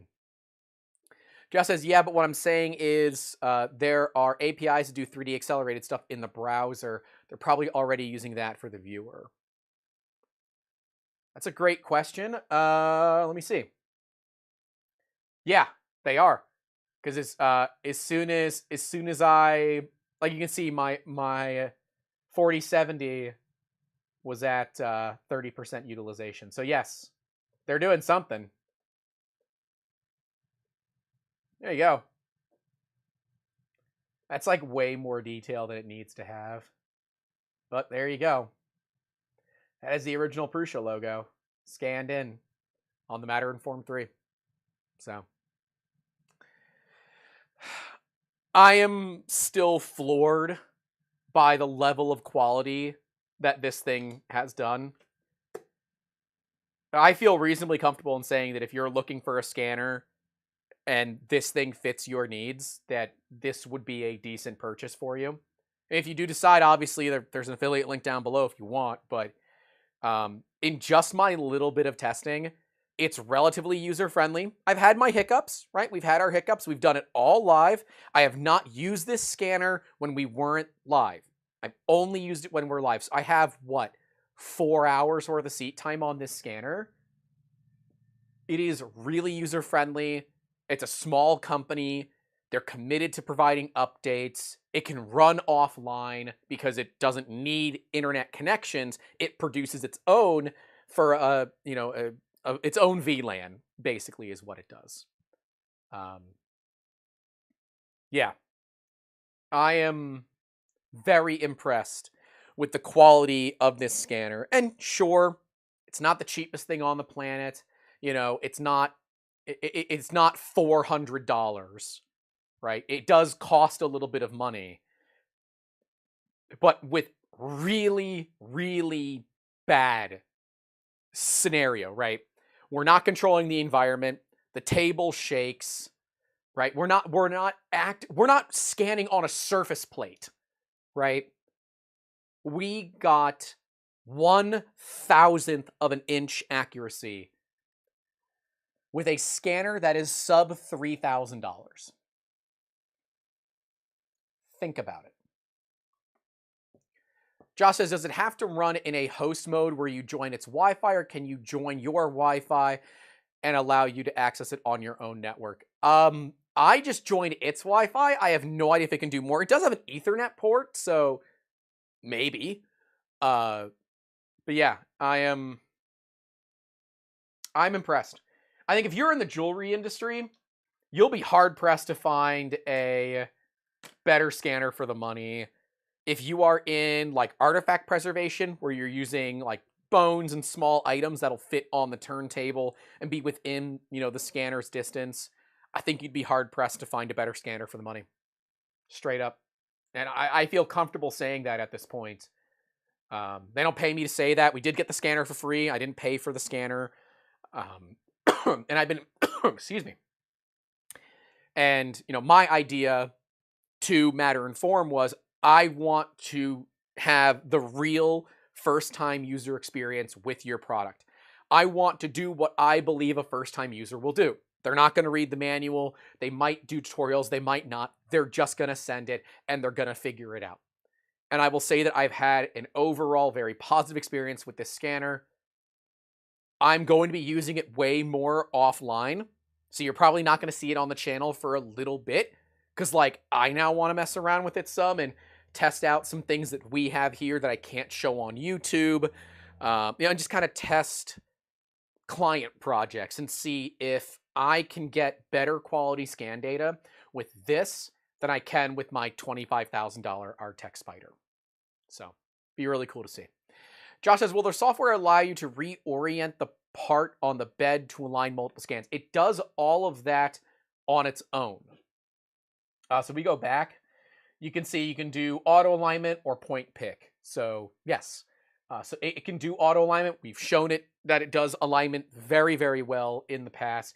I have had some issues with it where the geometry, if it's like very, what's the right word? If it's very consistent geometry, it'll be a pain in the butt. But if you're knowing you're dealing with a very consistent geometry or one that repeats, you can very easily modify that on your own. You can put some blue tape on it or something like that to give it some variation and allow it to actually work together. That's where I'm at with this thing. I think it is a really, really good scanner. I liked it a lot more at the 1700 than it was last time we looked at it. It's now up to 2400. The sale is over. But yeah, like I still really do enjoy this scanner. It's nice. CSL says, what about scanning top, flipping over, and scanning bottom? Does the software handle this, or do you need to do it on your own external software? We've tried this. So if you were going to do something like that, you would probably do 3 total scans, right? So let's say we were doing it with this part from Prusa and you wanted to get the bottom, okay? You would do a scan of the top, a scan of the bottom. Well, and you've got a fiducial here. So you've got the hole in the O for original Prusa. So you've got that hole there. We can see on the top down. That would likely allow it to line up. But if you don't have some sort of like mark that goes across to allow it to align, you would be doing a point pick alignment. And that's fine. That is a very, very traditional set of alignment. You know, here you can see the auto alignment or point pick alignment.